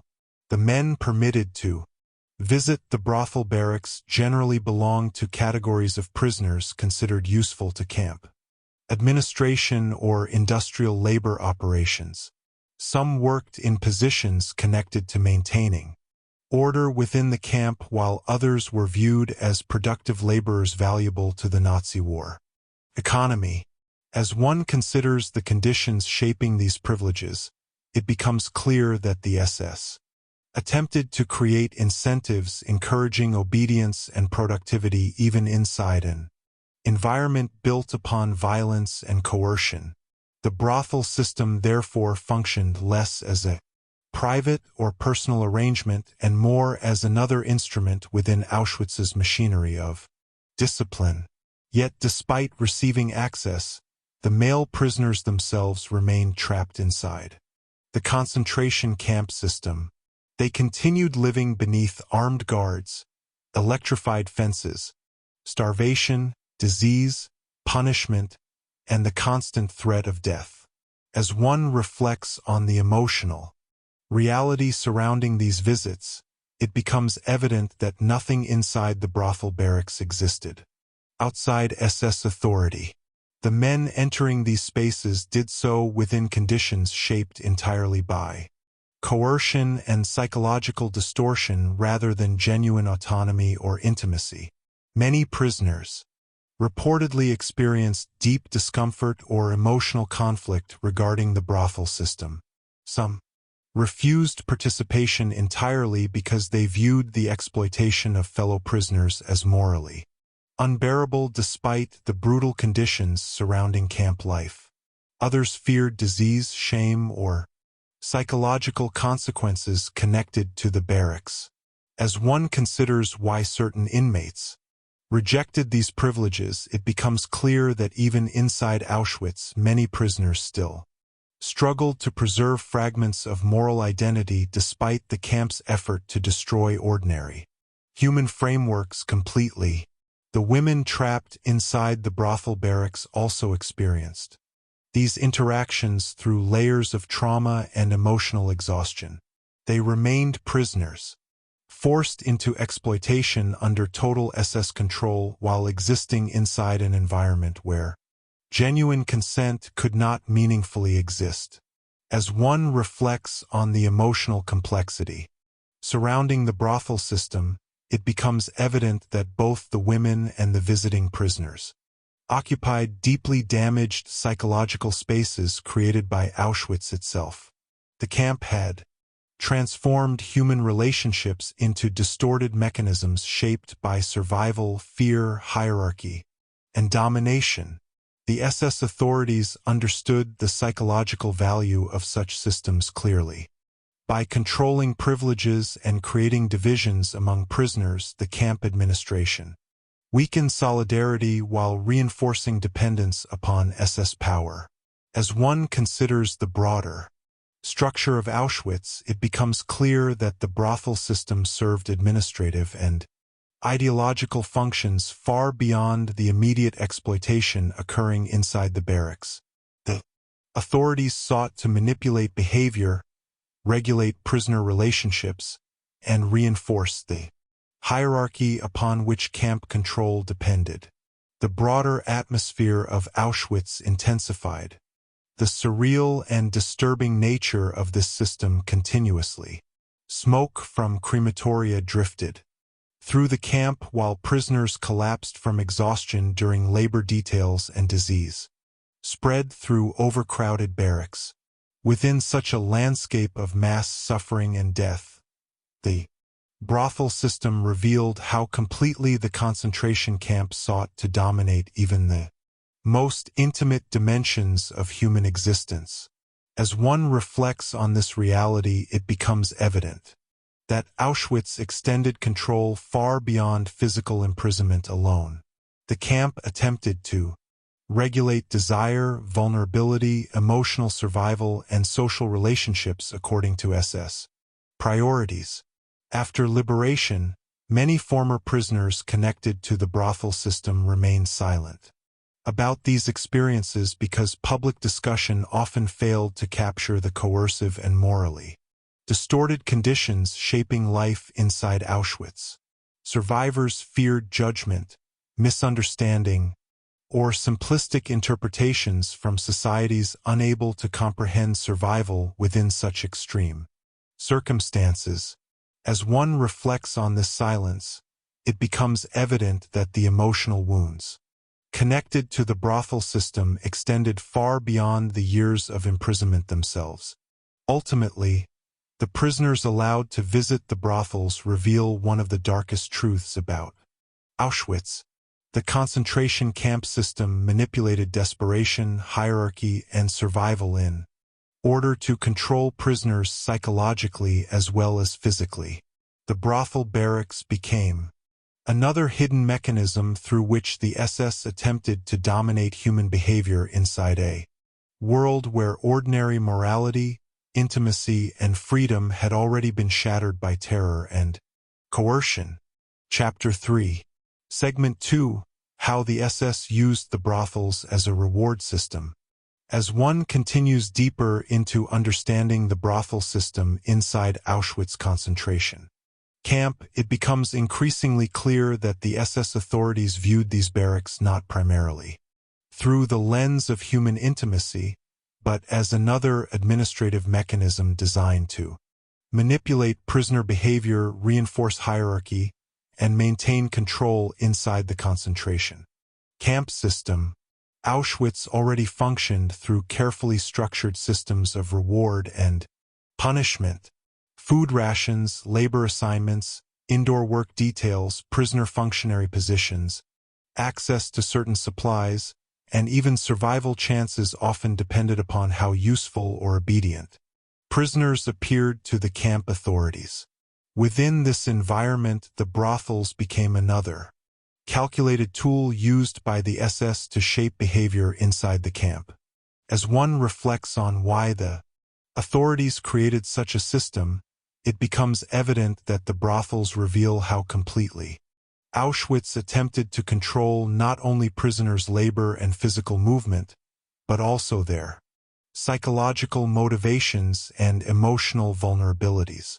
The SS leadership constantly searched for ways to increase productivity among selected labor prisoners because Auschwitz formed part of a vast network supporting the Nazi war economy. Factories, industrial plants, construction sites, and labor detachments depended heavily upon prisoners forced to work under brutal conditions while receiving barely enough food or medical care to survive. Exhaustion, disease, starvation, and death weakened prisoners continuously. As one considers how unstable labor productivity became under such conditions, it becomes clear why the SS experimented with systems of incentives designed to encourage obedience and physical endurance among prisoners. Considered economically valuable, the brothels emerged partly from this logic. Certain prisoners who worked efficiently, fulfilled labor quotas, or occupied useful administrative roles could receive permission to visit the brothel barracks as a reward granted entirely under SS control. Yet, this reward system existed inside a concentration camp where no prisoner possessed genuine freedom. The men receiving access remained trapped behind electrified fences beneath armed guard supervision, while the women inside the brothel barracks were themselves prisoners forced into exploitation under coercive conditions. As one reflects on the emotional distortion created by this system, it becomes evident that the brothels functioned less as spaces of intimacy and more as instruments reinforcing the camp hierarchy itself. The SS authorities understood that scarcity created psychological power. Inside Auschwitz, where prisoners constantly struggled for food, rest, warmth, or survival itself, even limited privileges could become enormously influential. By attaching brothel access to productivity or obedience, the camp administration transformed another aspect of human vulnerability into a mechanism of control. As one considers how deeply survival shaped prisoner behavior inside Auschwitz, it becomes clear that the authorities deliberately manipulated desperation and exhaustion in order to maintain discipline within the camp population. The reward system also reinforced divisions between prisoners. Not all inmates qualified for brothel access. The privilege generally remained limited to selected prisoner groups, viewed as useful to camp administration or industrial labor operations. As one reflects on this selective structure, it becomes evident that the SS sought to create layers of hierarchy within prisoner society itself. By distributing privileges unevenly, the authorities weakened solidarity and encouraged competition for survival advantages inside the camp. The women forced into the brothel system became trapped within this structure as instruments serving SS objectives rather than as individuals with dignity or autonomy. The broader environment of Auschwitz intensified the disturbing nature of this reward system enormously. Smoke drifted from crematoria while prisoners collapsed during forced labor marches and disease spread through overcrowded barracks. Violence, starvation, punishment, and death remained constant realities throughout the camp. Within such a landscape, the idea of rewards tied to exploitation reveals how deeply the concentration camp system distorted ordinary human relationships and moral frameworks. As one reflects on this contradiction, it becomes evident that Auschwitz attempted to regulate nearly every aspect of prisoner life according to administrative priorities rooted in domination and control. Many prisoners reportedly experienced complicated emotional reactions toward the brothel system itself. Some refused participation entirely because they viewed the exploitation of fellow prisoners as morally unbearable despite the brutal conditions surrounding them. Others may have accepted access through survival logic shaped by starvation, exhaustion, or psychological collapse inside the camp. As one considers these differing responses, it becomes of judgment no longer functioned clearly. The SS authorities benefited from exactly this psychological confusion because it fragmented prisoner solidarity and reinforced dependence upon camp power structures. Survivors later described how difficult it became after liberation to explain the emotional and moral complexity surrounding the brothel system because people outside the camps often struggled to comprehend how thoroughly concentration camp conditions distorted ordinary human existence. As one reflects on the silence surrounding these histories, it becomes evident that the brothel reward system reveals one of Auschwitz's darkest mechanisms of psychological control. Ultimately, how the SS used the brothels as a reward system demonstrates that Auschwitz sought domination not only through violence and starvation but also through manipulation of human vulnerability, desire, hierarchy, and survival itself. The brothel barracks became another hidden instrument through which the camp administration attempted to regulate prisoner behavior inside a world already shattered by terror and coercion. As one continues to examine how the SS used the brothel system as a reward mechanism inside Auschwitz, it becomes increasingly clear that the camp authorities viewed prisoners almost entirely as controllable labor units whose behavior could be manipulated through calculated systems of punishment, privilege, fear, and dependency. Auschwitz already operated through rigid structures of hierarchy where small differences in food, work assignments, housing conditions, or prisoner status could dramatically affect survival chances. Within such an environment, the SS understood that even limited rewards carried enormous psychological influence because prisoners existed under constant exhaustion, starvation, and terror. As one reflects on why the authorities incorporated brothel access into the system, it becomes evident that the concentration camp sought power not only over prisoners' bodies and labor, but also over their emotional needs, vulnerabilities, and social relationships. The reward system connected to the brothels formed part of a larger strategy aimed at increasing productivity among selected prisoners considered valuable to the camp's industrial and administrative operations. Certain male inmates who fulfilled labor quotas, worked efficiently, or held useful prisoner functionary positions could receive permissions tied to brothel visits.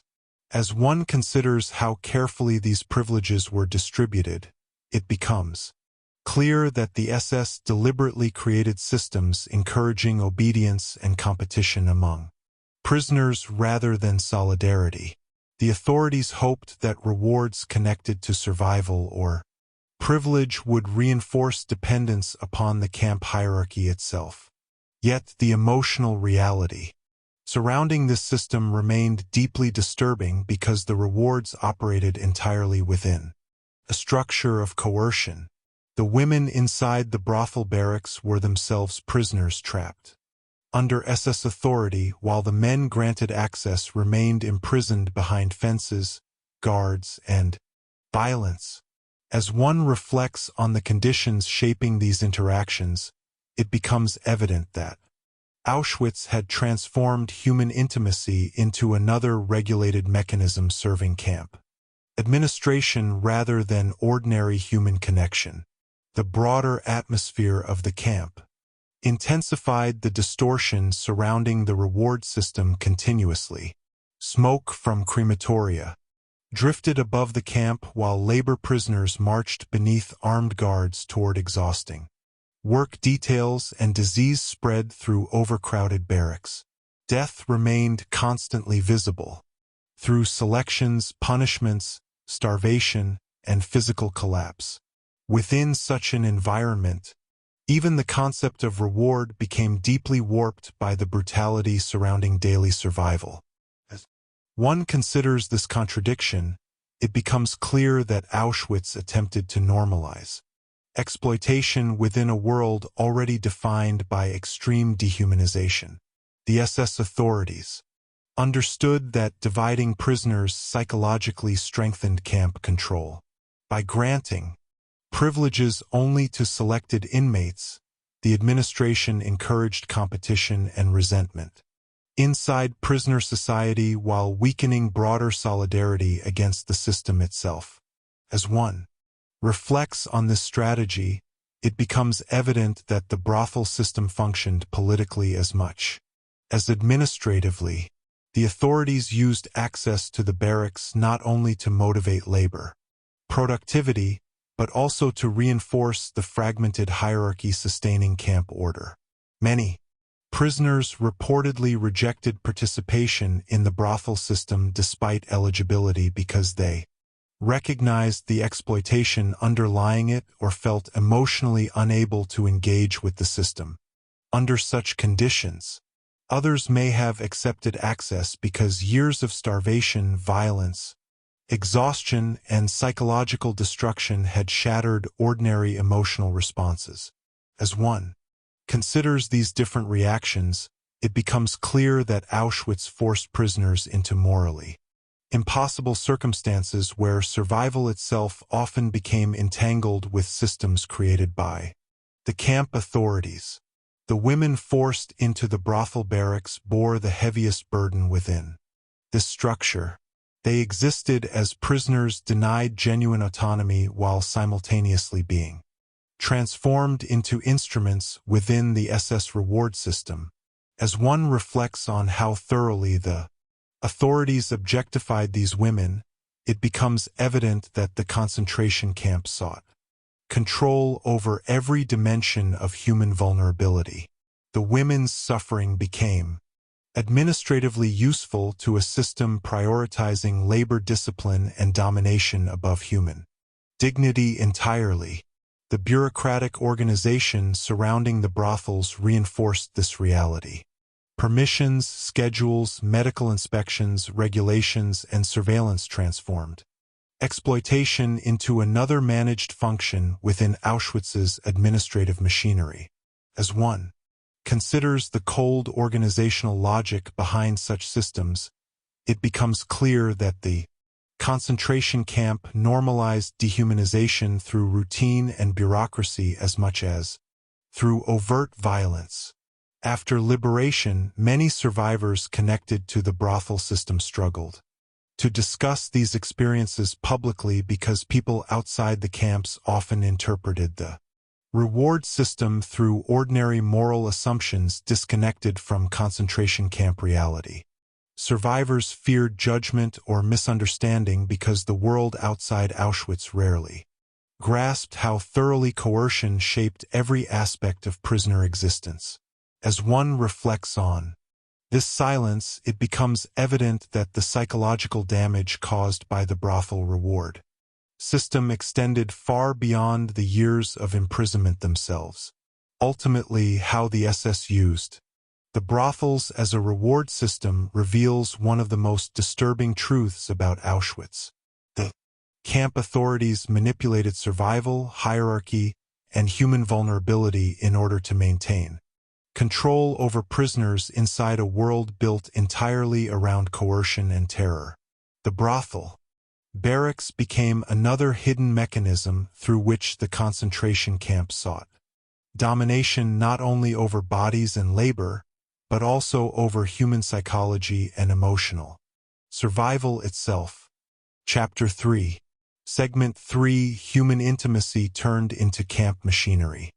As one continues deeper into understanding the brothel system inside Auschwitz concentration camp, it becomes increasingly clear that one of the most disturbing realities revealed by these barracks is how the concentration camp transformed human intimacy itself into part of its machinery of domination, control, and exploitation. Auschwitz already operated through systems designed to strip prisoners of individuality and reduce human beings into controlled labor units, existing beneath fear, violence, starvation, and constant surveillance. Yet within the brothel system, the camp extended this control into deeply personal and vulnerable dimensions of human existence.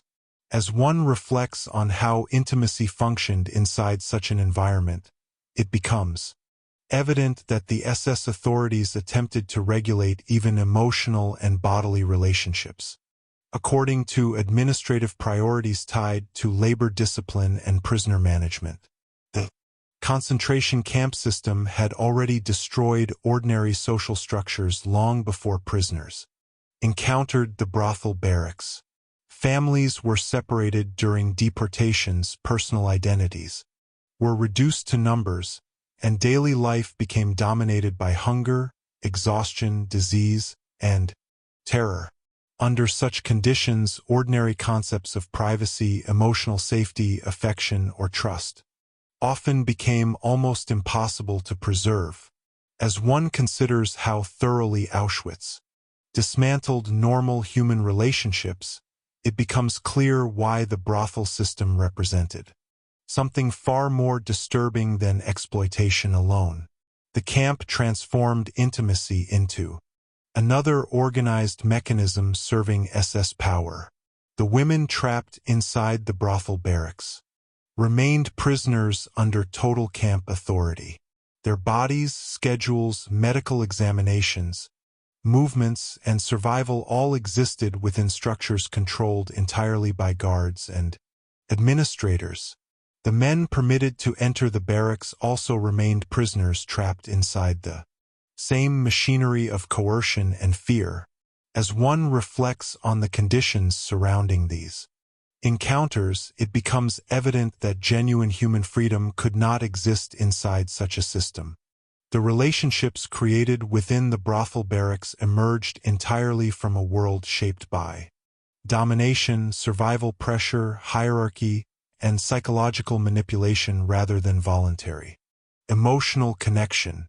The SS authorities viewed these interactions bureaucratically rather than humanely. The brothels were organized through regulations, permissions, schedules, inspections, and administrative procedures that reduced deeply personal aspects of human existence into another routine camp operation.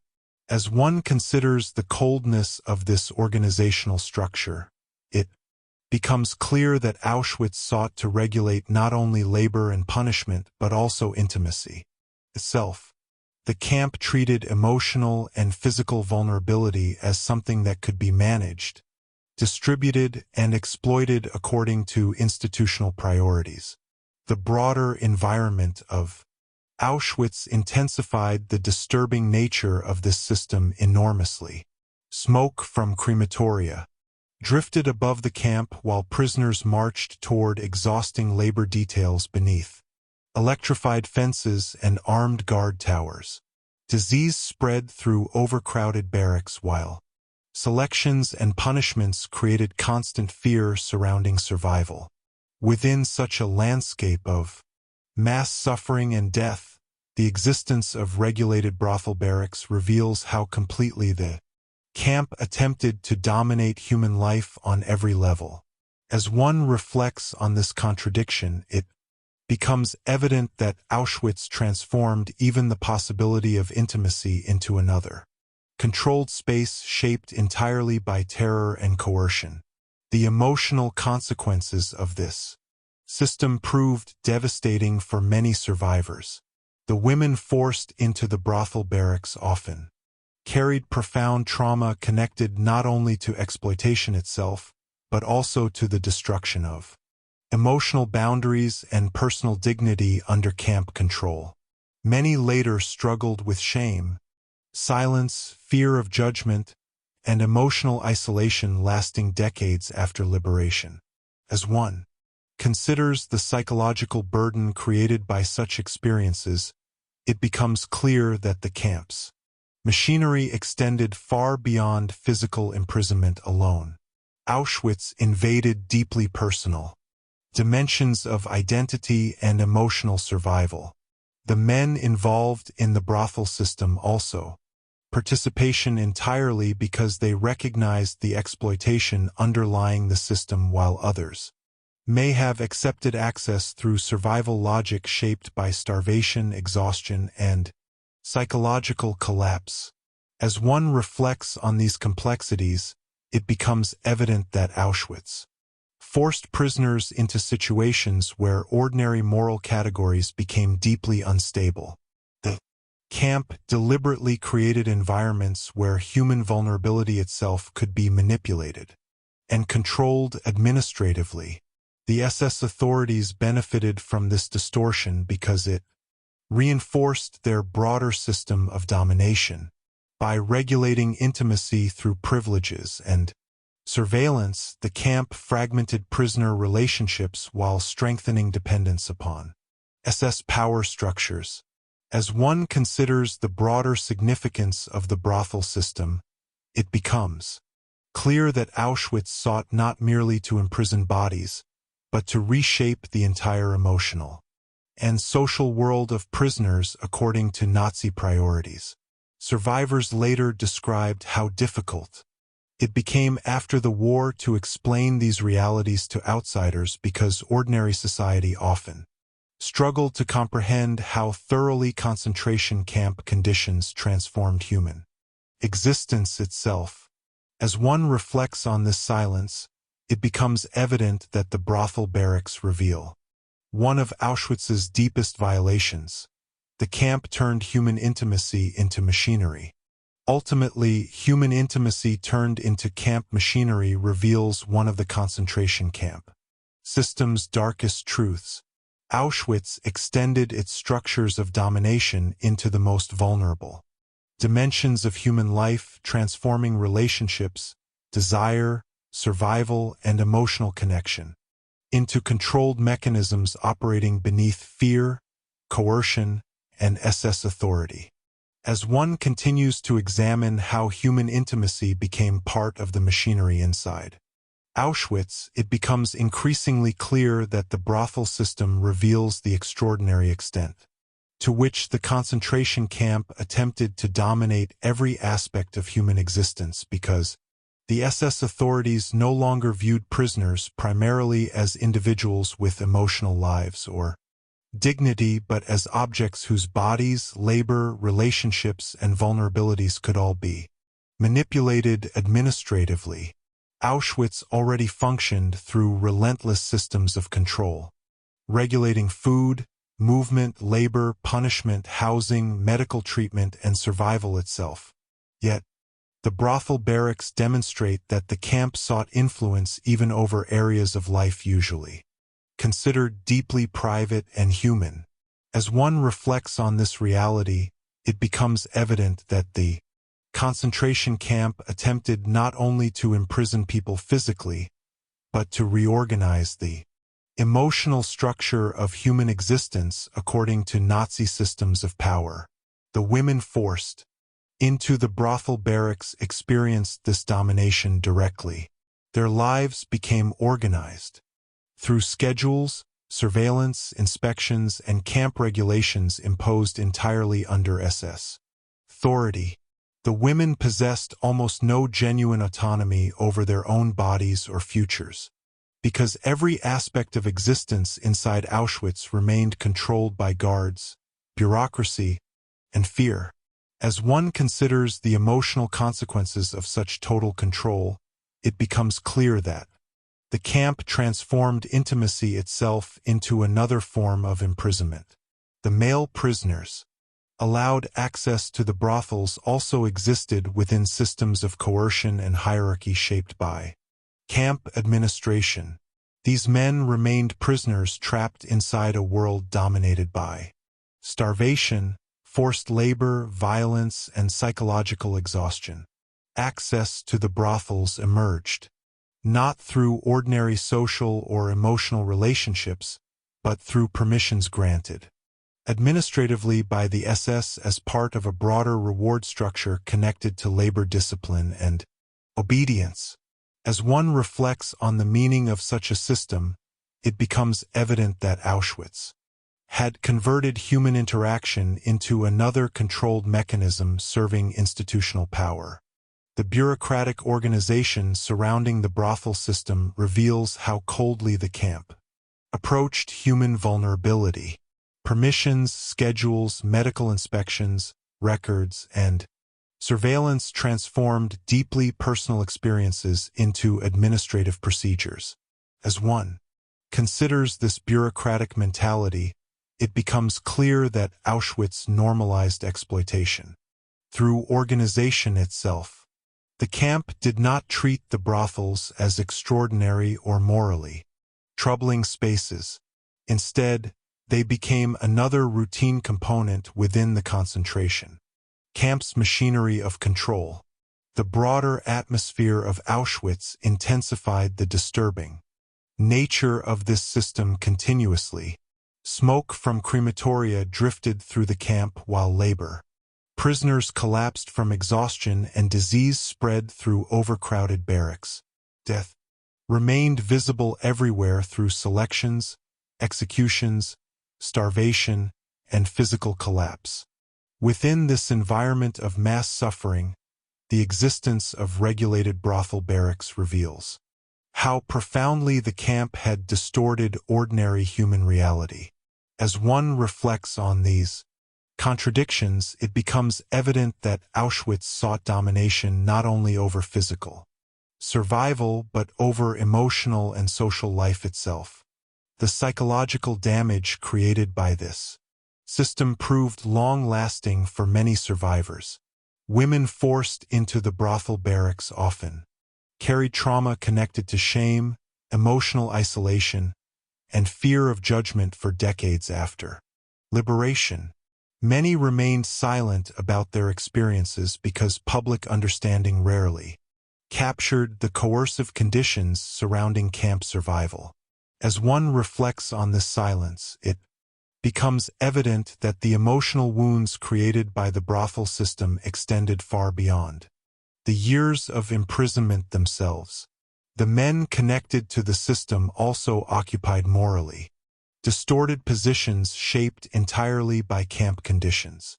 Some prisoners refused participation because they recognized the exploitation involved, while others accepted access within a psychological environment where starvation, terror, exhaustion, and survival had shattered ordinary moral frameworks.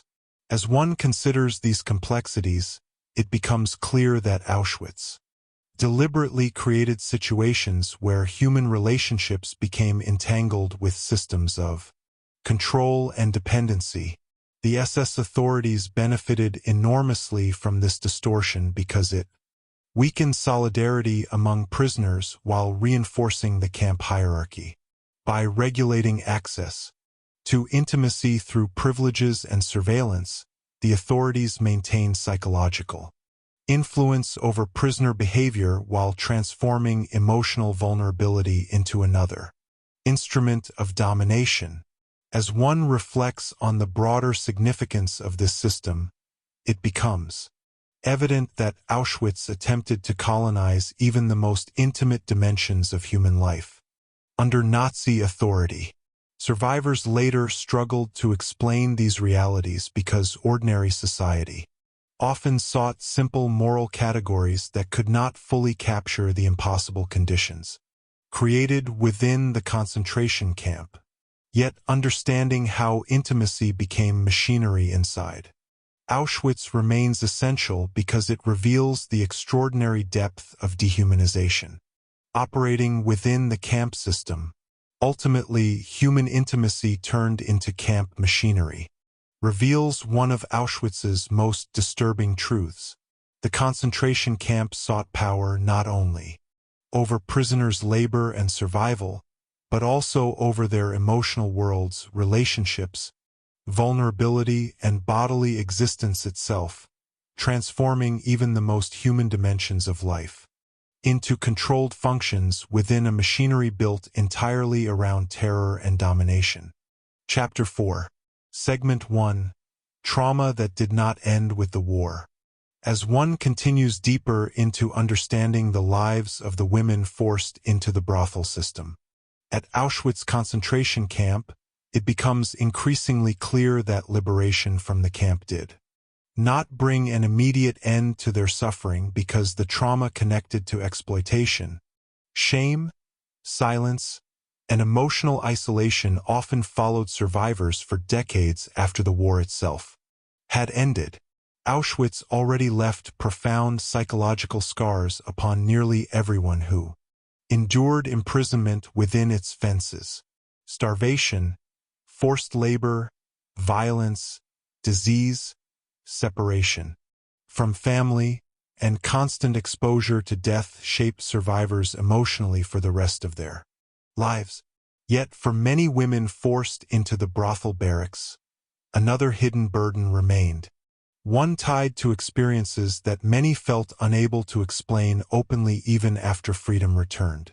As one reflects on the emotional reality facing these women after liberation, it becomes evident that the collapse of the concentration camp system did not erase the internal wounds created inside the barracks hidden behind silence and coercion. Many survivors emerged from Auschwitz physically weakened, emotionally shattered, and psychologically exhausted after years of surviving within a world built entirely around fear and dehumanization. Yet women connected to the brothel system often faced additional layers of emotional pain because their experiences remained surrounded by stigma and misunderstanding. As one considers the post-war environment awaiting survivors, it becomes clear that society frequently lacked the language or emotional willingness to confront stories involving sexual exploitation inside the camps. The women therefore carried trauma that often remained hidden even among broader Holocaust memory. Shame became one of the most powerful emotional forces shaping life after liberation for many survivors connected to the brothel barracks. Although the women had existed entirely under coercive conditions inside Auschwitz, some still feared judgment from family members, communities, historians, or even fellow survivors. As one reflects on why these fears became so overwhelming, it becomes evident that ordinary post-war society often struggled to understand the impossible circumstances shaping survival inside concentration camps. Many people outside the camps continued viewing sexuality through normal moral expectations disconnected entirely from the realities of coercion, starvation, violence, and imprisonment that had defined Auschwitz. Because of this, some women chose silence as a form of self-protection after the war. They avoided discussing their experiences, publicly concealed parts of their past from loved ones, or refused interviews and testimony for decades.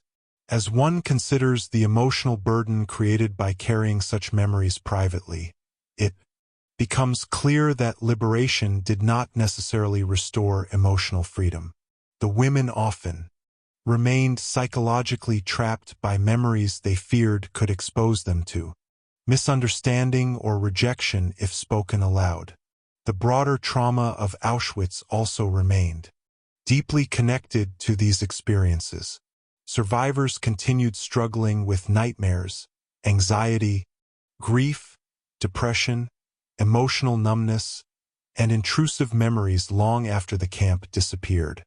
Physically, smoke, certain smells, medical examinations, or moments of vulnerability could suddenly reconnect survivors emotionally to the barracks and the atmosphere of fear surrounding them inside Auschwitz.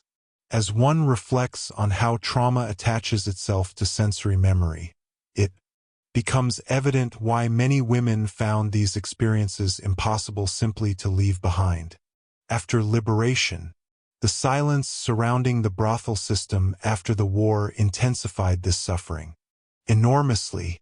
Public memory of the Holocaust often focused primarily upon forced labor, extermination camps, resistance, and genocide, while the experiences of sexually exploited women remained marginalized or ignored. As one considers why these stories disappeared so often from historical discussion, it becomes clear that shame and social discomfort played enormous roles. Survivors sometimes feared they would not be believed or worried their suffering would be misunderstood entirely. Some women also struggled internally with complicated feelings connected to survival itself. The brothel barracks sometimes offered slightly better food or shelter compared to brutal labor details elsewhere in Auschwitz, and survivors occasionally carried guilt connected to having survived under such circumstances while so many others perished. As one reflects on these emotional contradictions, it becomes evident that concentration camp trauma rarely followed simple emotional patterns. Auschwitz forced prisoners into morally and psychologically impossible situations beyond ordinary human frameworks of judgment. Yet, despite overwhelming silence, some survivors eventually chose to speak publicly about their experiences many years later. Their testimonies revealed not only the reality of the brothel system itself, but also the emotional cost of carrying hidden trauma across entire lifetimes. As one considers the courage required to break such silence, it becomes clear that these women confronted not only painful memories of Auschwitz, but also decades of fear, shame, and misunderstandings surrounding their survival. The trauma connected to the brothel system therefore extended far beyond physical exploitation inside the camp. It shaped identity, relationships, emotional security, and memory long after liberation. As one reflects on the lives of these women afterward, it becomes evident that Auschwitz continued haunting survivors through silence itself, through the things they could not say, the memories they feared revealing, and the emotional isolation created by carrying experiences too painful or misunderstood to share openly. Ultimately, the trauma did not end with the war because the women forced into Auschwitz brothels carried invisible wounds lasting long after the fences disappeared. Liberation ended imprisonment physically, but many survivors continued struggling emotionally with shame, silence, fear, and memories connected to a system that had invaded the most vulnerable dimensions of their humanity. As one continues to examine the lives of the women forced into Auschwitz brothels after liberation, it becomes increasingly clear that the end of the war did not bring simple healing or emotional closure because many survivors carried psychological wounds connected to exploitation, secrecy, and shame that remained unresolved for decades. Auschwitz had already shattered ordinary human existence through starvation, forced labor, violence, disease, terror, and constant exposure to death. Survivors emerged from the camps carrying trauma that affected nearly every part of life afterward. Yet the women connected to the brothel system often faced an especially painful burden because their experiences existed within a silence shaped by social stigma and misunderstanding. As one reflects on the emotional reality these women encountered after liberation, it becomes evident that many remained isolated by memories they felt unable to share openly with the world around them. The post-war environment often offered little space for survivors to discuss sexual exploitation honestly or safely. Public understanding of the concentration camps focused heavily upon extermination, forced labor, and military history, while deeply personal forms of trauma connected to the brothel system remained largely ignored. As one considers why this silence became so powerful, it becomes clear that many societies after the war still carried strong stigma surrounding sexuality and victimization. The women feared that revealing what had happened inside Auschwitz could expose them to judgment rather than compassion. Some survivors therefore hid their experiences even from family members or close friends for most of their lives. Shame became deeply connected to memory for many women, because the concentration camp system had already destroyed normal emotional boundaries and personal dignity. Even though the women had existed under total coercion inside Auschwitz, some still carried feelings of guilt or humiliation shaped by the impossible circumstances surrounding survival inside the brothel barracks.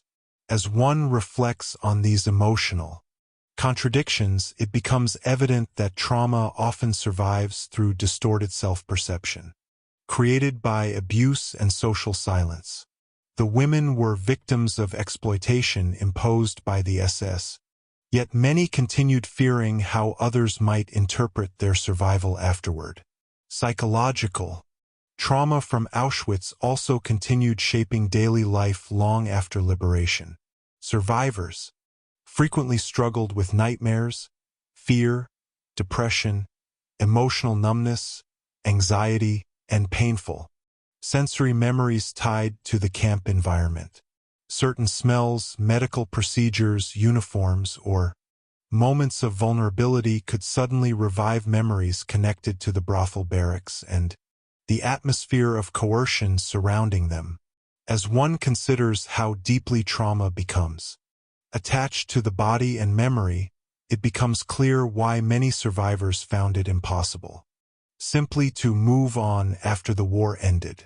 The emotional isolation surrounding the brothel system often deepened this suffering.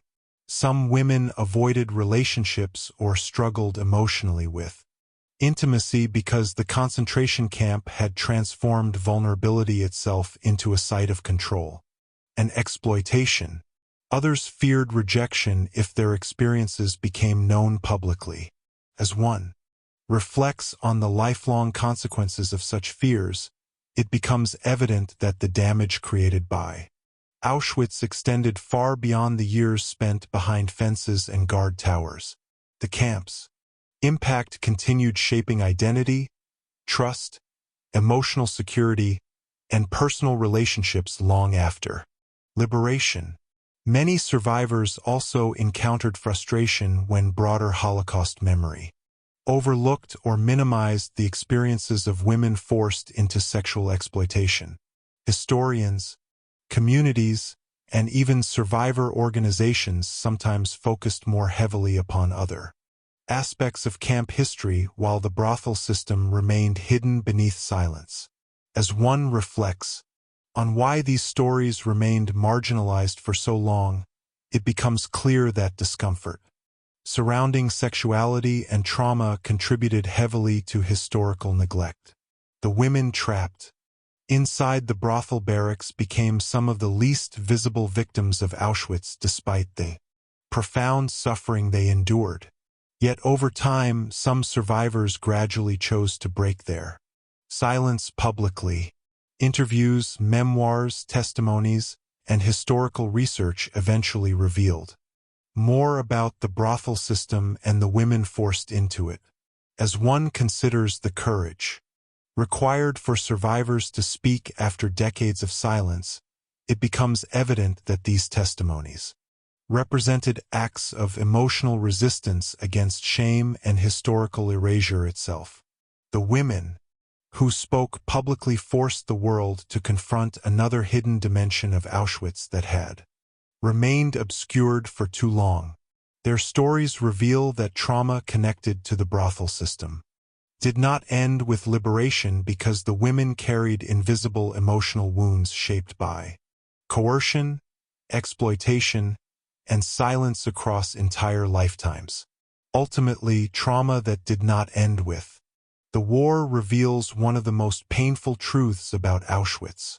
The concentration camp invaded not only the physical survival of prisoners, but also their emotional worlds, identities, and memories in ways that continued haunting survivors long after the Nazi system collapsed. The women forced into the brothel barracks escaped the fences physically, but many spent decades carrying hidden scars created inside one of the darkest and most silenced corners of Auschwitz. Chapter 4. Segment 2. Why so many survivors stayed silent.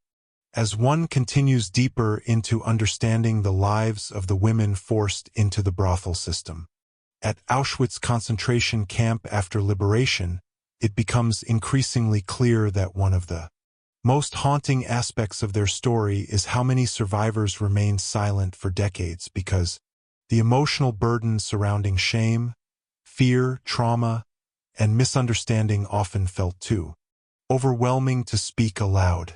Auschwitz already left survivors carrying memories of starvation, violence, forced labor, disease, and constant exposure to death. Yet the women connected to the brothel barracks endured another hidden layer of suffering tied to sexual exploitation and emotional isolation within the concentration camp system. As one reflects on why so many women chose silence after the war, it becomes evident that liberation did not erase the fear of judgment or the psychological wounds created inside the camp. Many survivors emerged into a post-war world that lacked the emotional understanding necessary to hear their stories compassionately. The broader social attitudes of the post-war period played an enormous role in shaping this silence. In many societies after the war, discussions surrounding sexual exploitation carried heavy stigma and moral judgment even outside the context of concentration camps. Women who experienced sexual violence or coercion often feared blame, rejection, or humiliation, rather than support. As one considers how these attitudes affected survivors from Auschwitz, it becomes clear why many women concluded that remaining silent felt safer than risking exposure or misunderstanding. The women understood that people outside the camps often interpreted sexuality through ordinary social expectations completely disconnected from the realities of coercion, imprisonment, starvation, and terror that had defined life inside Auschwitz. Many survivors feared being viewed not as victims of exploitation, but as willing participants in the brothel system, even though the women had existed entirely under SS authority within a concentration camp where genuine freedom no longer existed. Some worried that others would fail to understand the impossible conditions shaping survival inside the camp. As one reflects on this fear, it becomes evident that the concentration camp system continued exerting emotional power over survivors long after liberation because shame and silence remained psychologically connected to the trauma created inside the barracks. The women also carried complicated emotional conflicts surrounding survival itself. Some survived partly because conditions inside the brothel barracks occasionally offered slightly better food or shelter compared to deadly labor. Details elsewhere in Auschwitz. Yet these differences existed entirely within a system of coercion and exploitation. As one considers the emotional contradictions survivors may have felt afterward, it becomes clear why guilt sometimes became intertwined with memory. Auschwitz forced prisoners into morally impossible situations where survival itself could feel emotionally unbearable to explain later. Silence therefore became not only protection from judgment, but also protection from painful internal conflict. The broader memory of the Holocaust after the war also contributed to this silence in important ways. Public narratives often focused primarily upon extermination, forced labor, military liberation, and mass murder, while experiences involving sexual exploitation remained largely ignored or marginalized. As one reflects on how historical memory developed during the decades after World War II, it becomes evident that many survivors connected to the brothel system simply did not see spaces where their stories could be understood fully. Their suffering existed inside a category many societies preferred not to discuss openly. Emotional trauma itself also made speaking extraordinarily difficult. Survivors frequently experienced nightmares, anxiety, depression, emotional numbness, and painful sensory memories connected to Auschwitz. For women associated with the brothel barracks, discussing these experiences could reopen profound psychological wounds tied to shame, fear, and vulnerability. As one considers how trauma shapes memory, it becomes clear why silence often felt emotionally necessary for survival after the war. Some women likely feared that speaking publicly would force them to relive experiences they had spent years trying desperately to suppress. The silence surrounding the brothel system also reinforced itself over time. Because so few women initially spoke openly, later survivors often felt even more isolated or uncertain about revealing their own experiences. As one reflects on this cycle, it becomes evident that silence became collective as well as individual. Entire histories remained hidden because the emotional and social conditions necessary for open testimony did not exist for many years after liberation. Yet, despite decades of silence, some survivors eventually chose to speak publicly later in life. Interviews, memoirs, and testimony gradually revealed the hidden reality of Auschwitz brothels and the women forced into them. As one considers the courage required to break such long silence, it becomes clear that these women confronted not only memories of the camp itself, but also years of fear surrounding how the world might respond. Their testimonies became acts of resistance against both shame and historical erasure. Ultimately, why so many survivors stayed silent reveals one of the most painful truths about the women forced into Auschwitz brothels. They carried trauma shaped not only by exploitation inside the camp, but also by a post-war world often unable or unwilling to understand their experiences fully. Silence became a shield against judgment, misunderstanding, and emotional pain, yet it also left many women carrying hidden suffering for most of their lives. As one continues to examine why so many survivors connected to the Auschwitz brothel system remained silent after liberation, it becomes increasingly clear that silence itself became deeply intertwined with survival because many women felt that speaking openly about their experiences risked exposing them to shame, misunderstanding, and emotional devastation within societies that rarely understood the realities of concentration camp coercion. Auschwitz had already destroyed ordinary human frameworks through starvation, terror, disease, forced labor, and constant exposure to death. Survivors emerged from the camps carrying trauma that shaped their entire lives afterward. Yet for the women forced into the brothel barracks, another painful burden remained hidden beneath broader Holocaust memory, the fear that revealing their experiences might lead others to question, judge, or reject them rather than recognize them as victims trapped inside an impossible system. The emotional climate after World War II often offered little room for nuanced conversations about sexual exploitation, particularly within the context of concentration camps. Many societies still carried strong moral stigma surrounding sexuality and victimization, and women who experienced abuse frequently faced suspicion or silence rather than compassion. As one reflects on how survivors from Auschwitz entered this post-war world, it becomes evident why many concluded that remaining silent felt safer emotionally than risking exposure.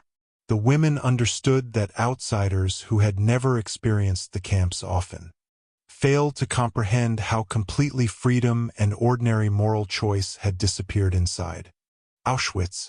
Many survivors feared being misunderstood as willing participants rather than prisoners trapped under total SS authority.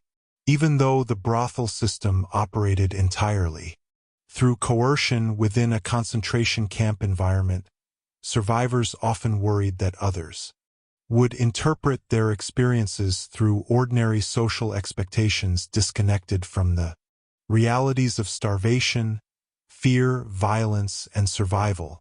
As one considers this fear of misinterpretation, it becomes clear that silence became a way to protect identity and dignity in a world that frequently lacked the emotional vocabulary necessary to understand the camp system fully. Some women also carried intense personal shame despite the coercive nature of their experiences. Trauma often distorts self-perception, and many survivors struggled emotionally with memories shaped by humiliation, vulnerability, and exploitation. As one reflects on the psychological damage created by Auschwitz, it becomes evident that survivors did not simply leave trauma behind at liberation. The emotional wounds continued shaping how they viewed themselves, their past, and their ability to speak openly about what had happened inside the brothel barracks. The broader structure of Holocaust memory also contributed heavily to this silence. Public discussions after the war frequently emphasized extermination, military liberation, resistance movements, and forced labor, while the experiences of sexually exploited women remained marginalized or ignored altogether. As one considers how historical narratives developed over time, it becomes clear that many survivors connected to the brothel system saw little space where their stories seemed welcome or understood. Their suffering existed within a category that historians, institutions, and even survivor communities often hesitated to confront openly. Emotional survival after Auschwitz frequently depended upon suppressing memories rather than revisiting them. Publicly, survivors struggled with nightmares, intrusive thoughts, anxiety, depression, and painful sensory triggers tied to camp life. For women associated with the brothel barracks, discussing these experiences could reopen deeply buried trauma connected to shame and fear. As one reflects on how trauma shapes silence, it becomes evident that many survivors remained quiet not because their experiences mattered less, but because the emotional cost of speaking felt overwhelming.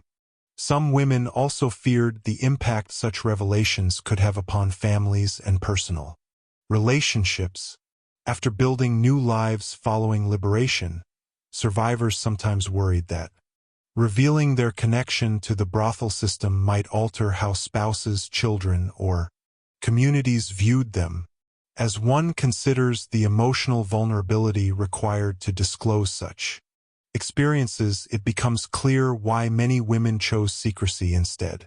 Silence became intertwined with attempts to rebuild identity after surviving Auschwitz. Yet, despite decades of silence, some survivors eventually chose to testify publicly later in life, often after realizing how many histories connected to the brothel system had been forgotten or erased. Their testimonies revealed not only the reality of the barracks themselves, but also the immense emotional burden created by remaining silent for so long. As one reflects on the courage required for these women to speak publicly after decades of fear and shame, it becomes evident that breaking silence became a form of reclaiming humanity from a system that had attempted to strip it away completely. Ultimately, why so many survivors stayed silent reveals one of the deepest tragedies connected to the Auschwitz brothel system. The women forced into these barracks survived not only physical imprisonment and exploitation, but also decades of emotional isolation shaped by trauma, stigma, and fear of misunderstanding. Their silence was never evidence that their suffering mattered less. It was evidence of how profoundly the camp system continued haunting survivors long after the war itself had ended. Chapter 4. Segment 3. The survivors who finally spoke. As one continues deeper into understanding the hidden history of the women forced into the brothel system at Auschwitz concentration camp, it becomes increasingly clear that the survivors, who eventually chose to speak publicly about their experiences, carried extraordinary emotional courage because many had spent decades living beneath silence, shame, fear of judgment, and painful memories tied to one of the most hidden forms of exploitation inside the concentration camp system. Auschwitz had already left survivors traumatized through starvation, forced labor, disease, violence, and constant exposure to death. Yet women connected to the brothel barracks carried another burden that remained hidden from public understanding for many years after liberation. As one reflects on why some survivors finally broke their silence later in life, it becomes evident that their testimonies emerged not only from personal memory, but also from a growing realization that history itself had failed to acknowledge what happened inside these barracks fully. Many survivors remained silent for decades after the war because they feared misunderstanding or rejection from a society that often lacked emotional understanding of concentration camp coercion. Yet over time, some women recognized that if they did not speak, the reality of the brothel system might disappear almost entirely from public memory. As one considers the emotional conflict surrounding this decision, it becomes clear that testimony itself became deeply painful because speaking required survivors to reopen memories many had spent years trying desperately to suppress. The women who eventually testified publicly often did so at advanced ages after carrying these experiences privately for most of their lives. Their testimonies revealed not only the existence of the brothel system, but also the emotional atmosphere surrounding it, the isolation, fear, shame, coercion, and psychological exhaustion that defined daily existence inside the barracks. As one reflects on the importance of these details, it becomes evident that the survivors restored humanity to a history long hidden beneath silence and stigma. They forced the world to confront the reality that Auschwitz extended exploitation into deeply intimate and vulnerable dimensions of human life. Many survivors described how difficult it became even to find words capable of explaining what survival inside the brothel system had meant. Ordinary language often felt inadequate because the concentration camp environment destroyed normal human frameworks entirely. As one considers this struggle to communicate trauma, it becomes clear why so many women remained silent for so long. Auschwitz forced prisoners into situations beyond ordinary moral categories, and survivors feared outsiders would judge them according to standards disconnected from the realities of starvation, terror, and total control. Yet, despite these fears, some women eventually chose honesty over silence because they understood that historical memory required confronting even the most uncomfortable truths.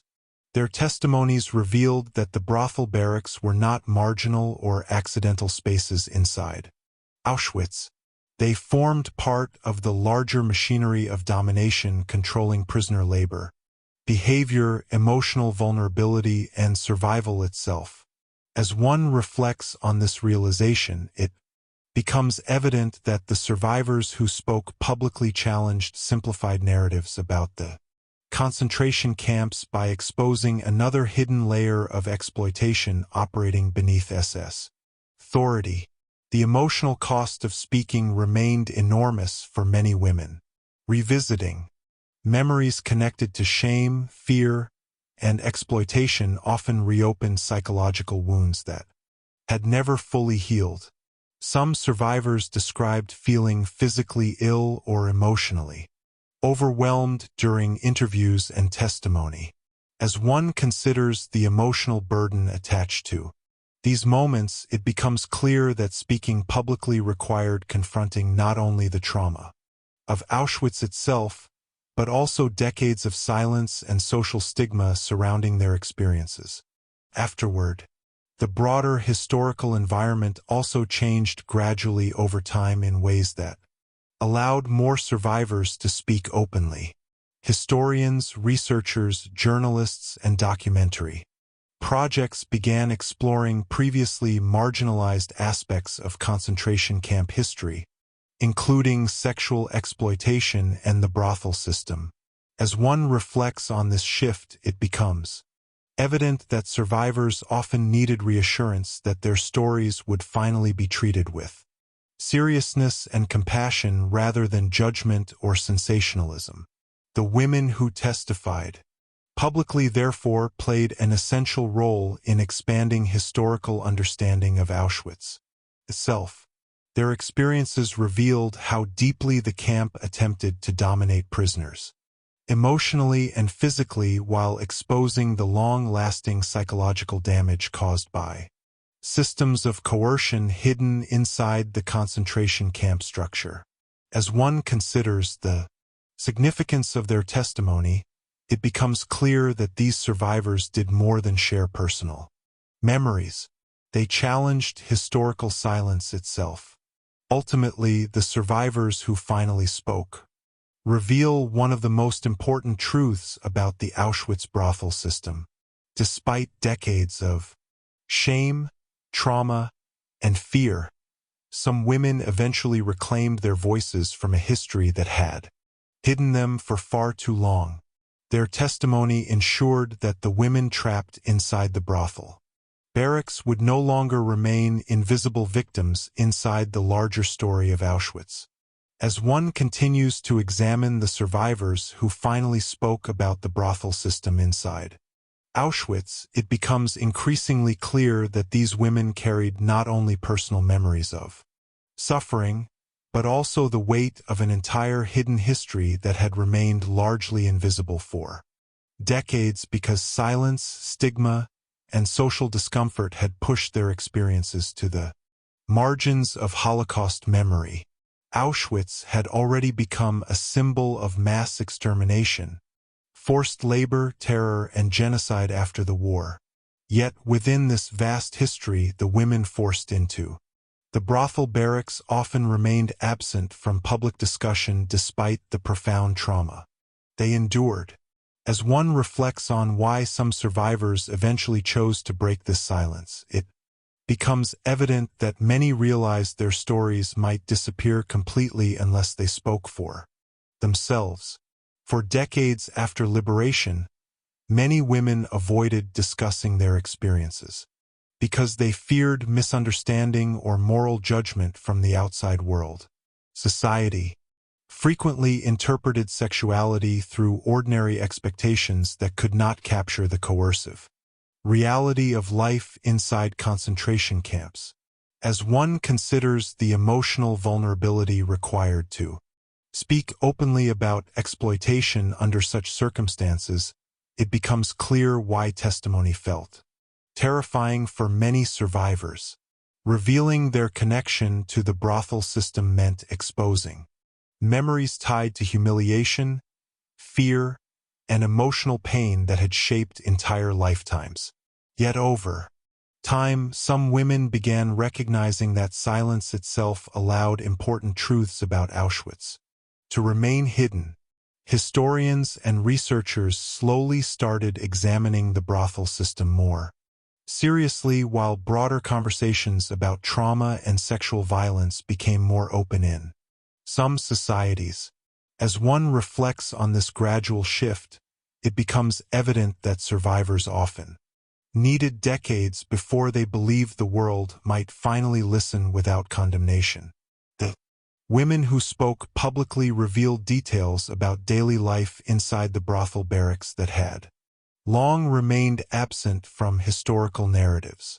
They described surveillance, emotional isolation, fear of judgment, medical inspections, coercion, and the constant awareness that they remained prisoners trapped beneath total SS authority. As one considers the importance of these testimonies, it becomes clear that the survivors restored complexity and humanity to a history often simplified or ignored entirely. Many survivors also explained the emotional conflict surrounding survival itself. Some carried guilt connected to having lived through conditions where countless others died, while others struggled with shame imposed by years of silence and misunderstanding after liberation. As one reflects on these emotional burdens, it becomes evident that the trauma connected to the brothel system extended far beyond physical imprisonment. The women carried invisible wounds affecting identity, relationships, emotional trust, and memory for the rest of their lives. Speaking publicly often required extraordinary courage because testimony forced survivors to revisit memories they had spent decades trying to suppress. Some women described fear before interviews or public discussions because they worried audiences still might not understand the coercive realities shaping life inside Auschwitz. As one considers the emotional risk involved, it becomes clear that testimony became an act of reclaiming humanity from a system that had attempted to strip it away completely.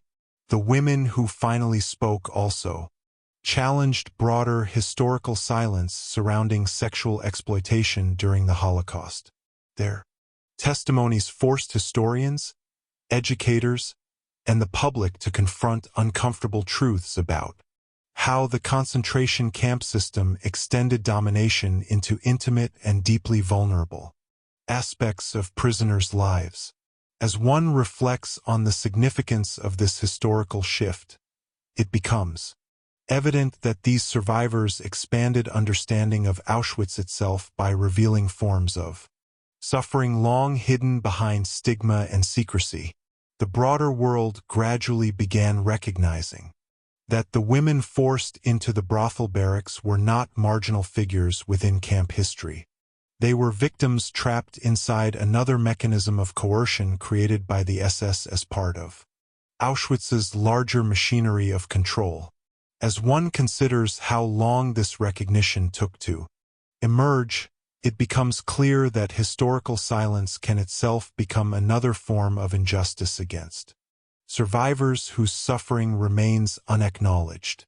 Yet, despite decades of invisibility, the women who testified publicly ensured that future generations would no longer overlook this part of concentration camp history. Their voices preserved experiences that the SS authorities had attempted to conceal beneath bureaucracy, shame, and silence.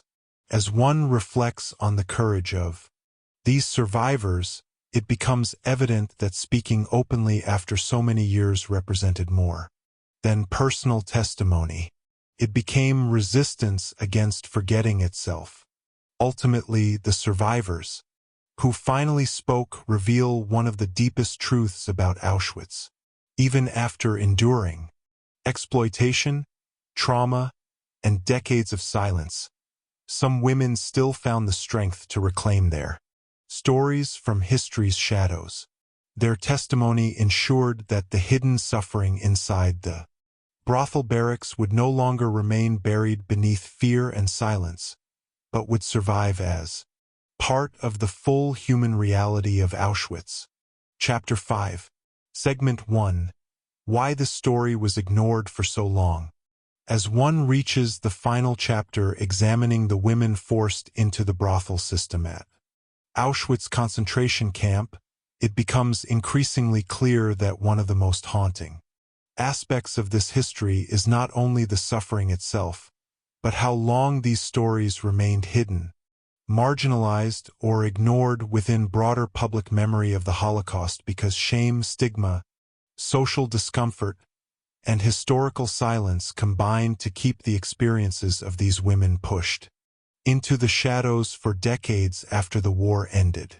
Auschwitz had already become one of the most studied and symbolically powerful sites connected to Nazi crimes, genocide, forced labor, and industrialized mass murder. Yet, despite the enormous amount written and spoken about the camp system, the women forced into the brothel barracks often remained almost invisible within mainstream historical narratives.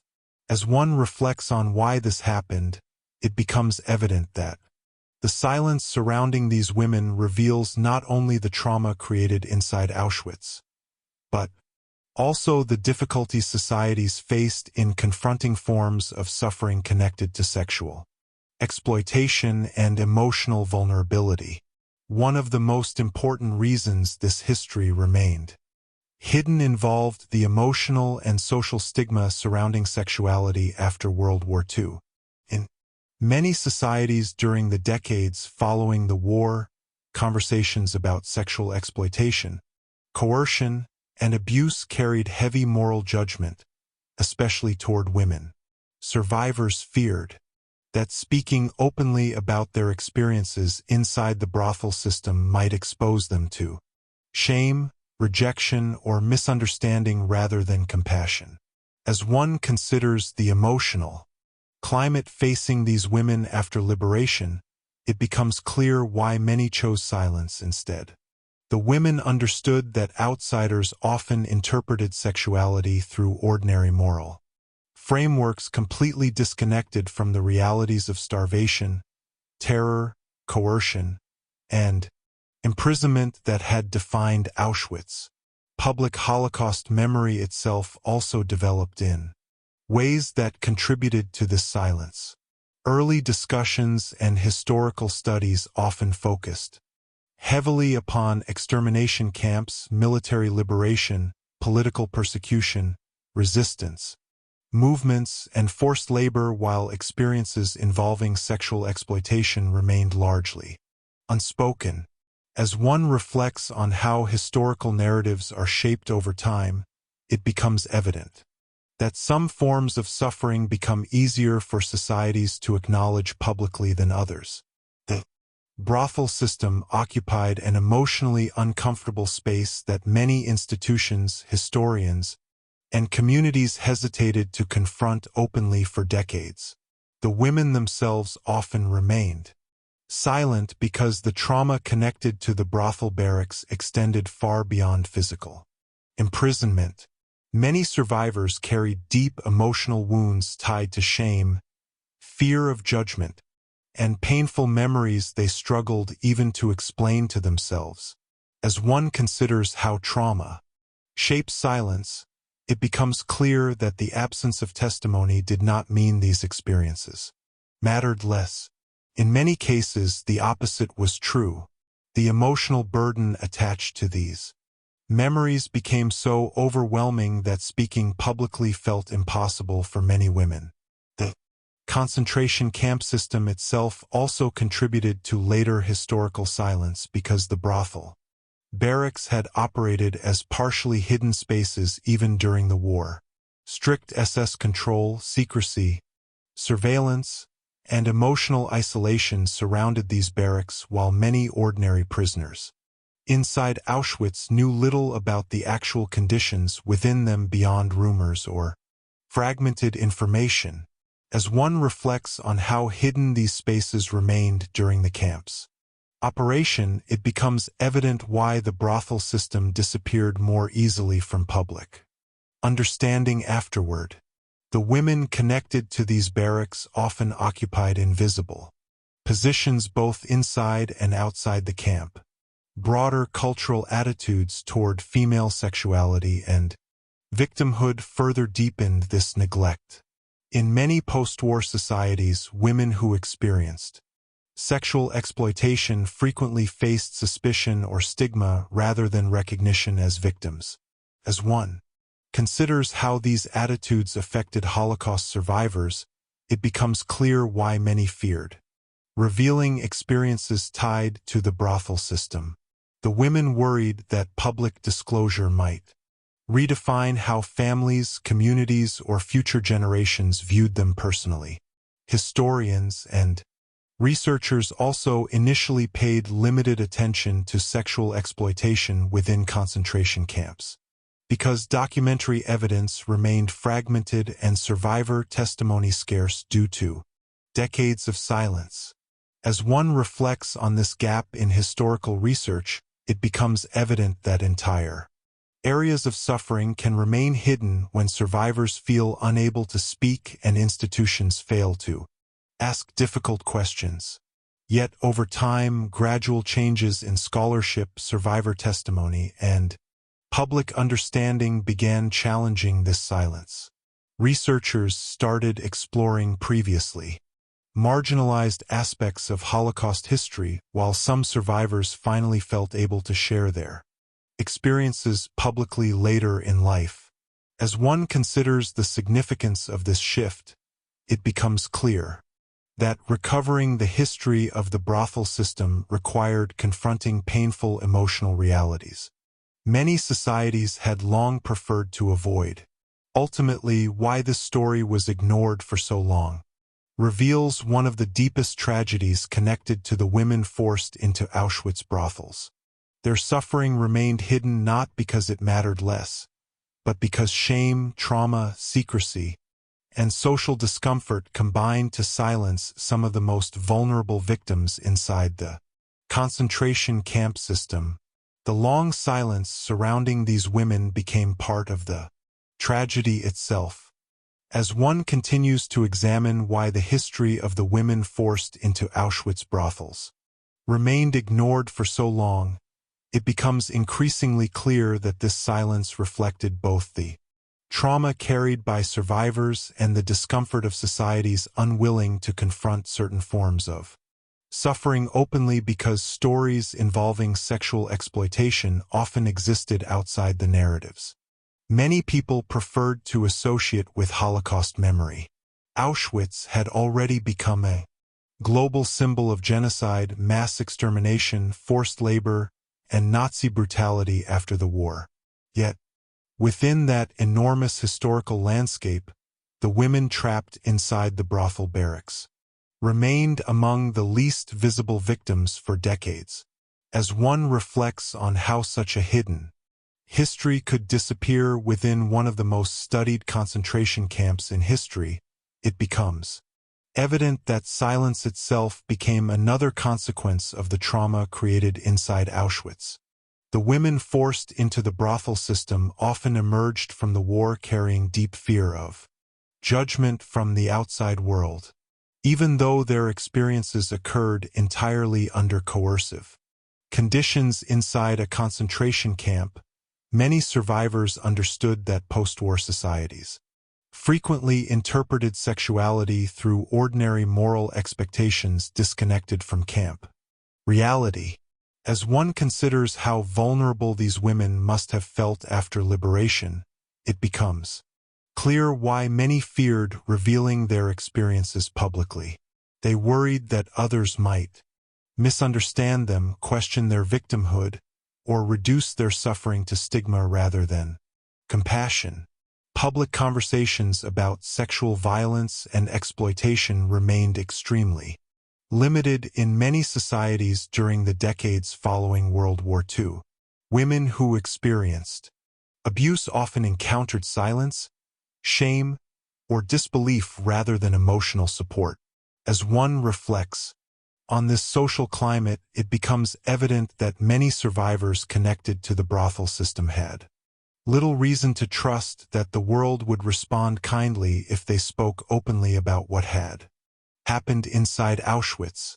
Silence, therefore, became a form of emotional protection, even though it also deepened isolation. The structure of Holocaust memory itself also contributed heavily to this neglect. Early historical narratives understandably focused upon extermination, military liberation, resistance, and the enormous scale of genocide carried out across Europe. Yet, experiences involving sexual exploitation often remained outside mainstream discussion because historians, institutions, and societies found them difficult or uncomfortable to address openly. As one considers how collective memory develops, it becomes clear that some forms of suffering become publicly acknowledged sooner than others depending upon cultural attitudes and emotional readiness.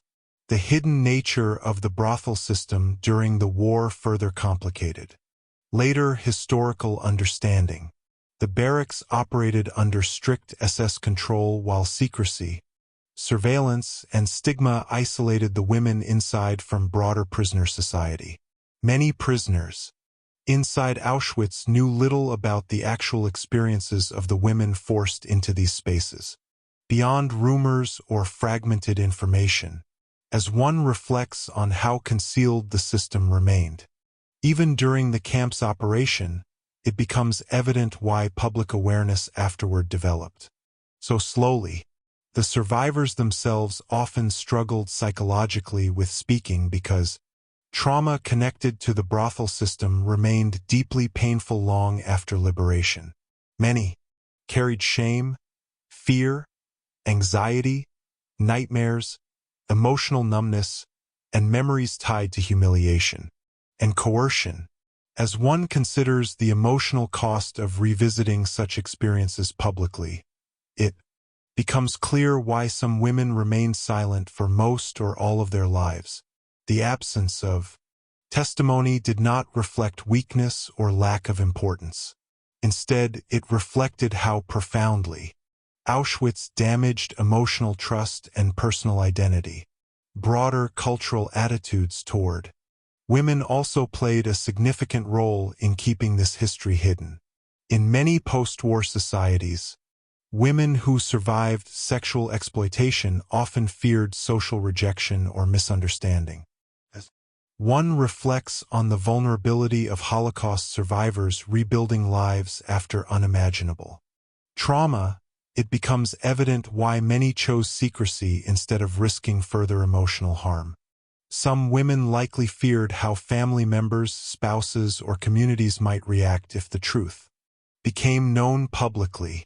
Yet, despite decades of silence, historians and survivors gradually began recovering this hidden history. Researchers started exploring overlooked dimensions of concentration camp life, while some women eventually found the courage to testify publicly after many years. As one considers the significance of these testimonies, it becomes clear that recovering the story of Auschwitz brothels required breaking through layers of trauma, stigma, and historical discomfort built over generations. The women who finally spoke helped reveal not only the existence of the brothel system itself, but also the enormous emotional burden created by decades of silence afterward. Ultimately, why this story was ignored for so long reveals one of the most painful realities connected to Auschwitz. The women forced into the brothel barracks became hidden victims inside an already overwhelming history of suffering because trauma, shame, social stigma, and historical discomfort combined to silence their experiences for decades. The long absence of their voices from public memory reflects not a lack of importance, but the extraordinary emotional weight these women carried long after the war ended. Chapter 5. Segment 2. What the brothels reveal about Auschwitz. As one continues deeper into the final understanding of the brothel system inside Auschwitz concentration camp, it becomes increasingly clear that these barracks reveal some of the darkest truths about Auschwitz itself because they expose how completely the concentration camp system sought control not only over prisoners' labor and survival, but also over their emotional lives, vulnerability, bodies, and human relationships. Auschwitz already functioned through starvation, forced labor, violence, disease, surveillance, and mass death. Prisoners existed inside a world designed to strip away identity, dignity, freedom, and hope while reducing human beings into controlled objects serving SS authority and the Nazi war machine. Yet the existence of the brothel system reveals that this domination extended even further than physical imprisonment alone. As one reflects on the role of the brothels inside the camp, it becomes evident that Auschwitz attempted to regulate and exploit deeply personal dimensions of human existence as part of its broader machinery of control. The brothel barracks reveal how thoroughly the concentration camp system transformed human vulnerability into something administratively useful. The women trapped inside these spaces were not viewed by the SS as individuals deserving dignity or protection. Instead, they became instruments within a bureaucratic structure tied to labor, discipline, prisoner hierarchy, and psychological manipulation. As one considers how coldly the authorities organized this system through regulations, inspections, schedules, and surveillance, it becomes clear that Auschwitz normalized exploitation through routine administration itself. Human intimacy became another controlled function inside the machinery of the camp. The system also reveals how the SS manipulated survival and desperation among prisoners. The women selected for the brothels often came from among inmates already weakened physically and emotionally by starvation, forced labor, disease, and fear. Promises of slightly improved conditions, food, or survival chances existed inside an environment where ordinary freedom no longer existed. As one reflects on these circumstances, it becomes evident that Auschwitz exploited desperation itself. The camp created conditions so brutal that even small differences in Food or shelter could shape impossible decisions tied entirely to survival. The male prisoners' permitted access to the brothels also reveal how the concentration camp manipulated hierarchy. And obedience. Access generally remained limited to selected prisoners considered valuable, laborers, or useful to camp administration. As one considers why the SS tied brothel visits to reward systems connected to productivity and obedience, it becomes clear that the camp sought psychological control as much as physical domination. The authorities used privileges strategically to divide prisoners, reinforce hierarchy, and weaken solidarity inside Auschwitz.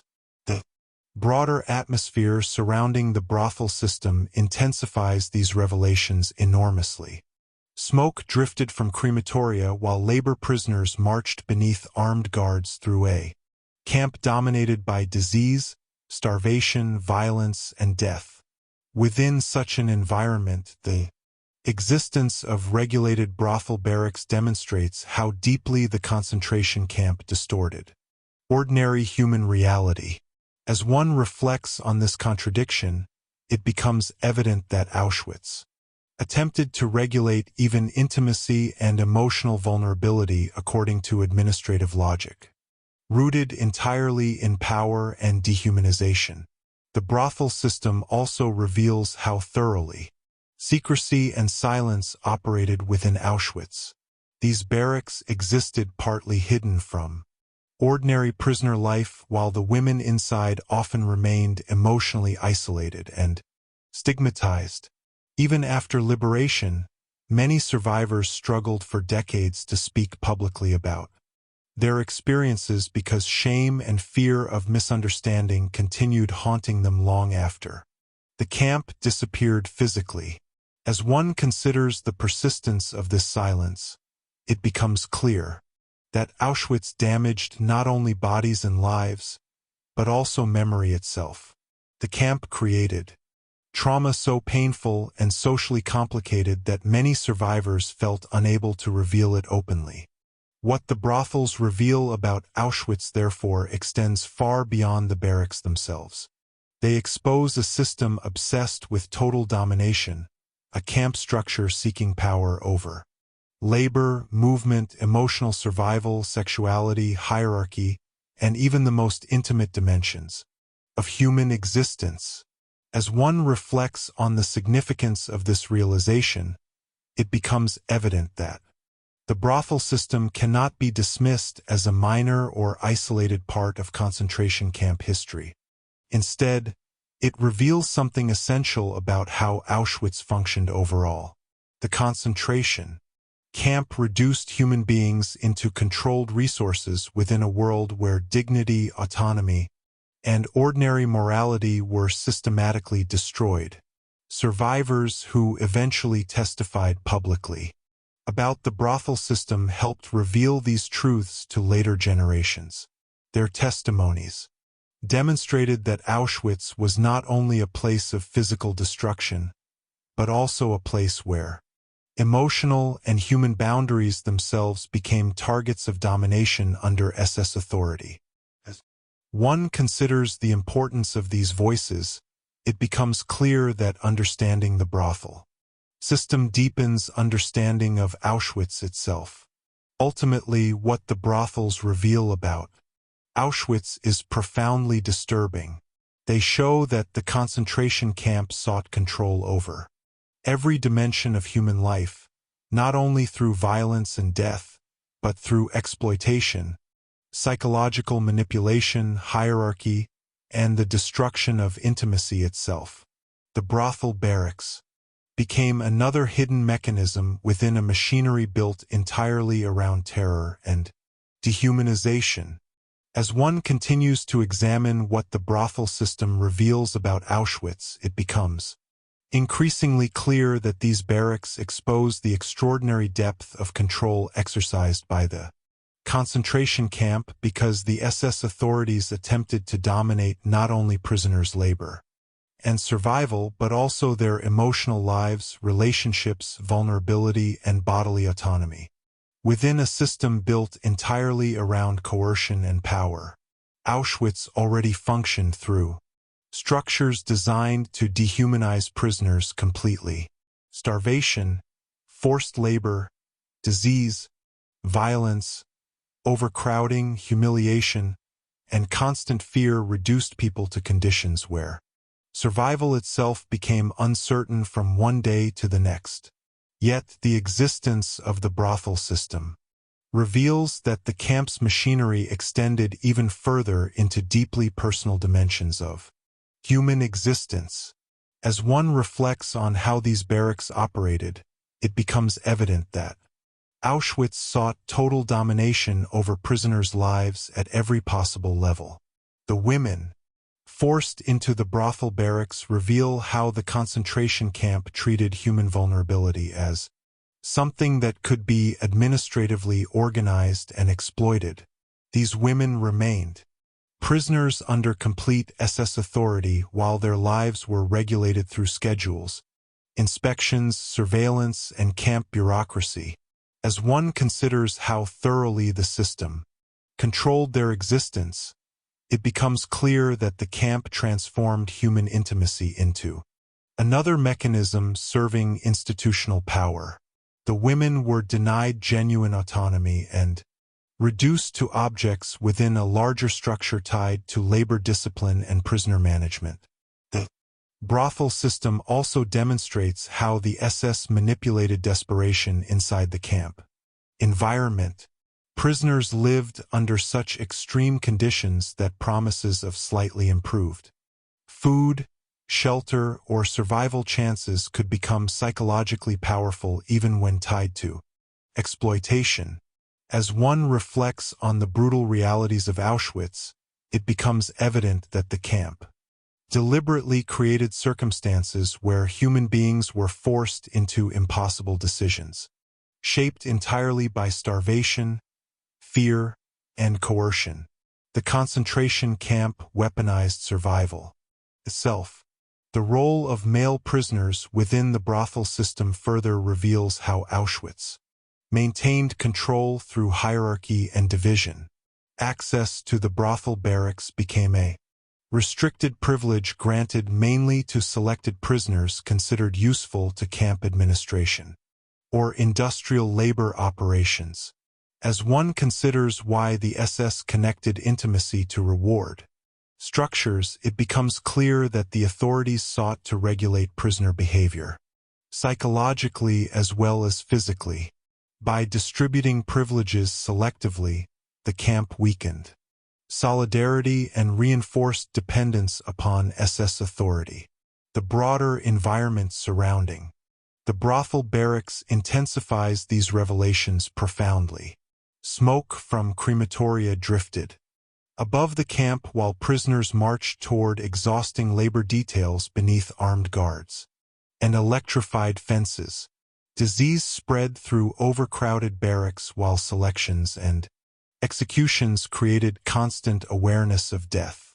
Within such a landscape, the existence of regulated brothels demonstrates how deeply Auschwitz distorted ordinary human existence.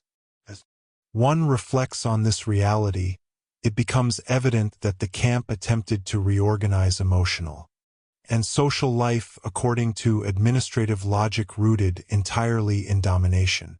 The silence surrounding the brothel system after liberation also reveals something important about Auschwitz itself. Many survivors remained unable to speak publicly about their experiences for decades, because the trauma connected to exploitation became entangled with shame, fear of judgment, and emotional isolation. As one considers the persistence of this silence, it becomes clear that the camp's damage extended far beyond physical suffering.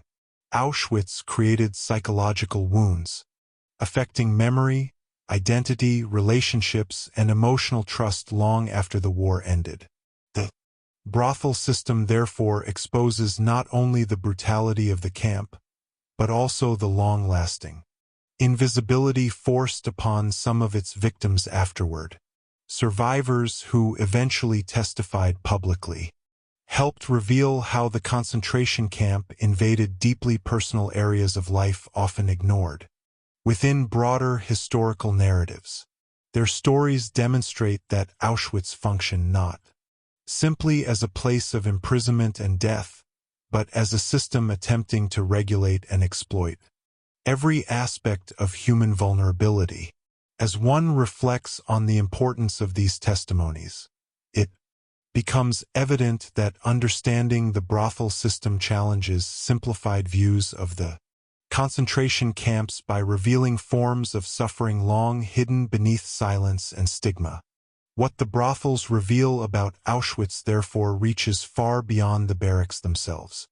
They expose a concentration camp structure obsessed with total power, a system that sought control over bodies, labor, emotions, relationships, sexuality, hierarchy, and survival all at once.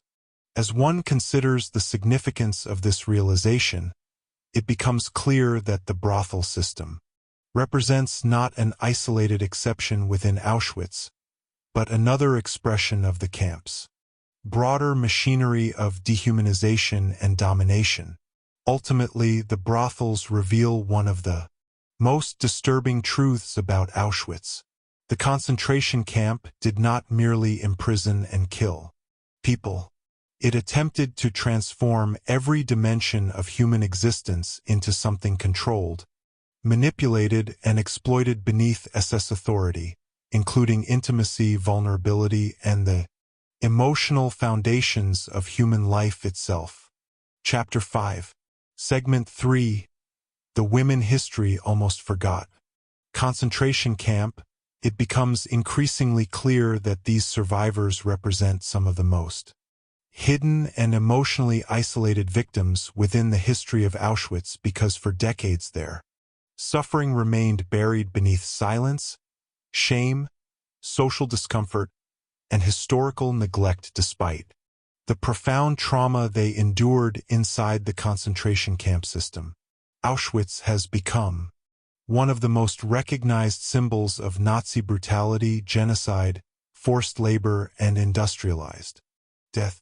Millions of people across generations have learned about the camp's crematoria, selections, starvation, and mass murder.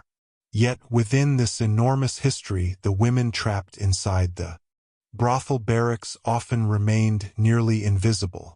As one reflects on why these women became forgotten so easily, it becomes evident that history itself sometimes struggles to confront suffering tied to vulnerability, sexuality, emotional trauma, and coercion, especially when survivors fear judgment for speaking openly about what happened to them. The women forced into the brothel system already entered Auschwitz as prisoners stripped of freedom, identity, safety, and dignity.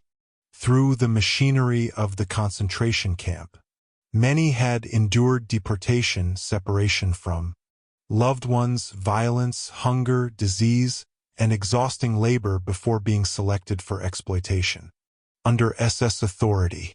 Yet, after liberation, instead of immediate recognition as victims, many encountered silence surrounding their experiences because societies after the war often lacked the emotional language necessary to understand the coercive realities shaping survival inside the camp. As one considers the emotional isolation this created, it becomes clear that the women carried not only trauma from Auschwitz itself, but also the burden of feeling forgotten within the broader memory of the Holocaust. The silence surrounding these women was reinforced by many forces at once. Some survivors feared public judgment or misunderstanding because outsiders often interpreted sexuality through ordinary moral expectations disconnected entirely from concentration camp conditions. Others struggled emotionally with shame imposed by the camp system itself. As one reflects on how trauma shapes identity, it becomes evident that many women internalized fear and silence so deeply that speaking publicly felt almost impossible. The concentration camp had invaded not only their physical survival, but also their emotional relationship with memory and self-worth afterward. Historical narratives after World War II also contributed to their invisibility. Public discussions frequently emphasized extermination, resistance, military liberation, and forced labor, while stories involving sexual exploitation remained marginalized or ignored. As one considers how collective memory develops, it becomes clear that some histories become easier for societies to acknowledge than others. The women forced into Auschwitz brothels occupied an emotionally uncomfortable space that many institutions, historians, and communities avoided confronting directly for decades. Yet despite this silence, the experiences of these women reveal something essential about Auschwitz itself. The brothel system demonstrates that the concentration camp sought domination not only through physical violence and forced labor, but also through control over intimacy, vulnerability, and emotional survival.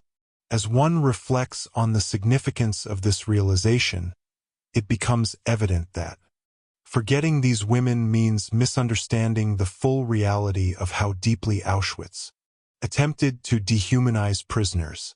The women who eventually testified publicly later in life played an essential role in recovering this hidden history. Many spoke only after decades of silence because they realized future generations might never learn what happened inside the brothel barracks unless survivors themselves broke the silence surrounding them. As one considers the courage required for these women to speak publicly after carrying such painful memories privately for so long, it becomes clear that their testimonies represented acts of resistance against both shame and historical erasure. The emotional weight attached to these stories remains enormous because the women history almost forgot often lived entire lives, carrying hidden wounds few people fully understood. Some concealed their experiences from families and communities while others remained silent until old age. As one reflects on the loneliness this must have created, it becomes evident that Auschwitz continued affecting survivors long after liberation through silence itself, through memories too painful, misunderstood, or stigmatized to share openly. Yet today, the gradual recovery of these stories allows a fuller understanding of the concentration camp system and the women trapped inside it. Their experiences reveal that suffering inside Auschwitz took many forms, including forms hidden beneath secrecy and shame for generations afterward. As one considers the importance of remembering these women now, it becomes clear that historical recognition itself matters deeply, because acknowledging hidden victims restores humanity to people whom both the camp system and later silence attempted to erase. Ultimately, the women history almost forgot reveal one of the most painful truths about Auschwitz. Some survivors escaped the camp physically yet remained trapped for decades inside emotional silence created by trauma, stigma, and fear of misunderstanding. Remembering these women today means refusing to allow their suffering to remain hidden any longer within the shadows of history.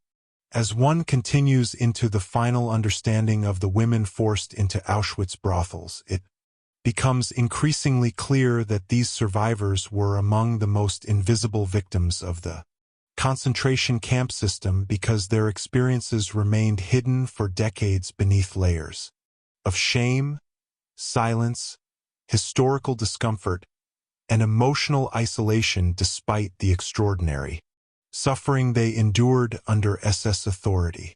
Auschwitz became known across the world as a place of mass extermination, starvation, forced labor, and industrialized death. Historians documented the crematoria, selections, deportation trains, and machinery of genocide in enormous detail. Yet, within this vast history, the women trapped inside the brothel barracks often disappeared almost entirely from public memory. As one reflects on how such a painful part of camp history remained hidden for so long, it becomes evident that societies frequently struggle to confront forms of suffering tied to sexuality, vulnerability, and emotional trauma. The women forced into the brothel system entered Auschwitz already trapped inside one of the most brutal systems of dehumanization in history. They lost freedom, security, privacy, and control over their own bodies.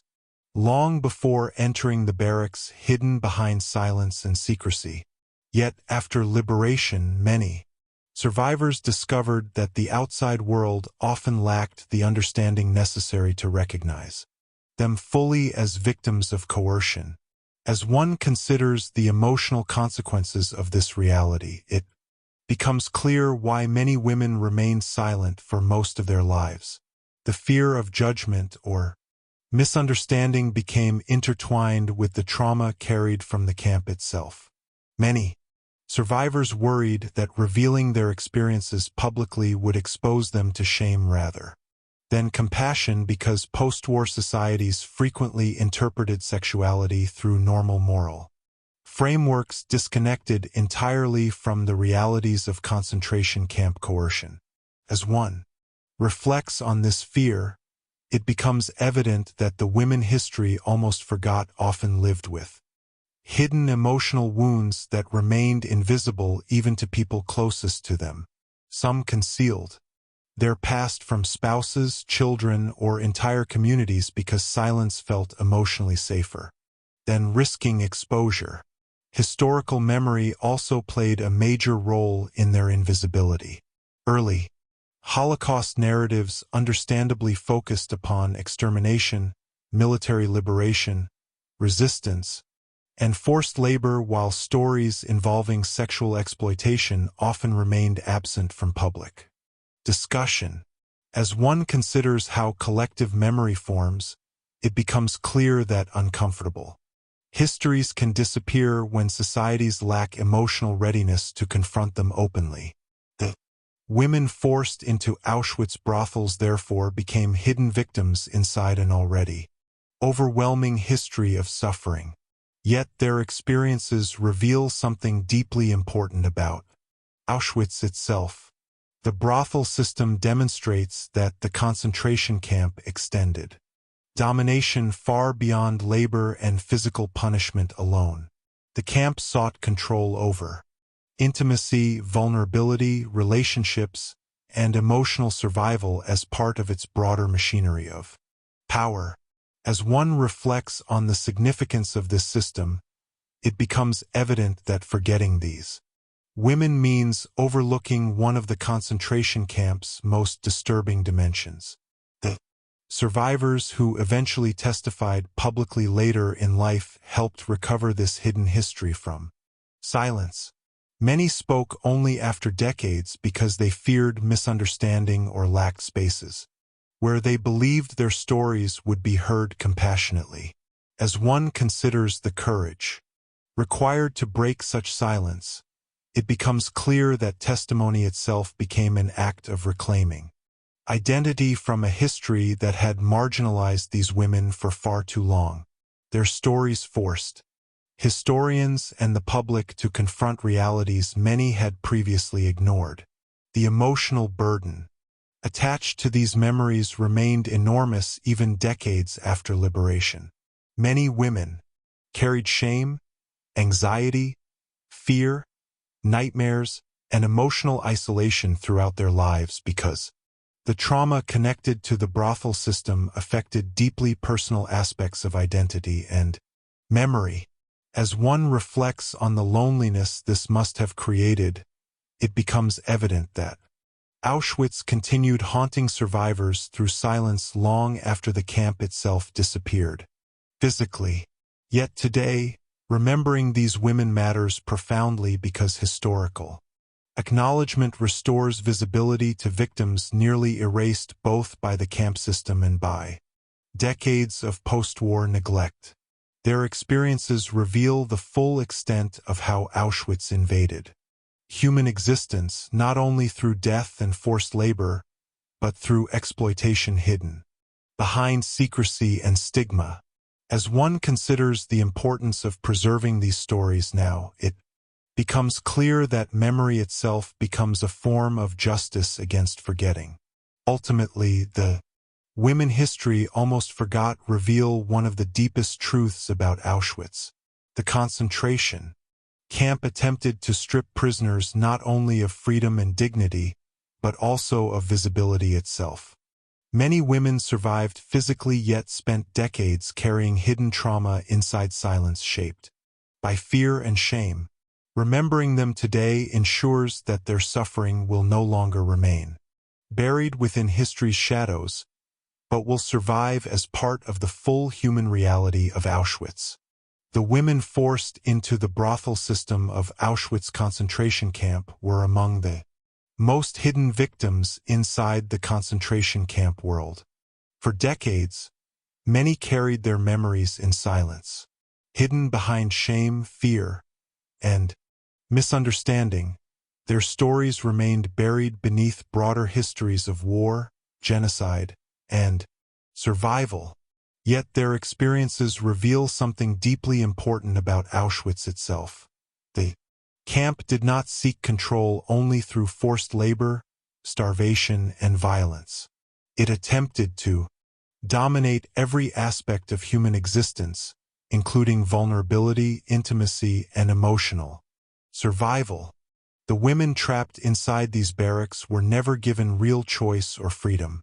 They were prisoners living beneath total SS authority inside a system built entirely around coercion and dehumanization. And even after liberation, many continued carrying invisible wounds for the rest of their lives because the world outside the camp often struggled to understand what they had endured.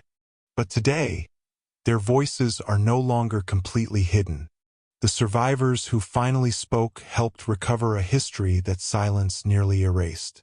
Their testimonies remind us that behind every statistic and every camp structure were real human beings forced to survive impossible circumstances. Remembering these women means refusing to allow their suffering to disappear into history's shadows ever again. If you found this documentary meaningful, make sure to subscribe for more deeply researched historical documentaries exploring the hidden stories, forgotten victims, and human realities behind history's darkest chapters. Thank you for watching.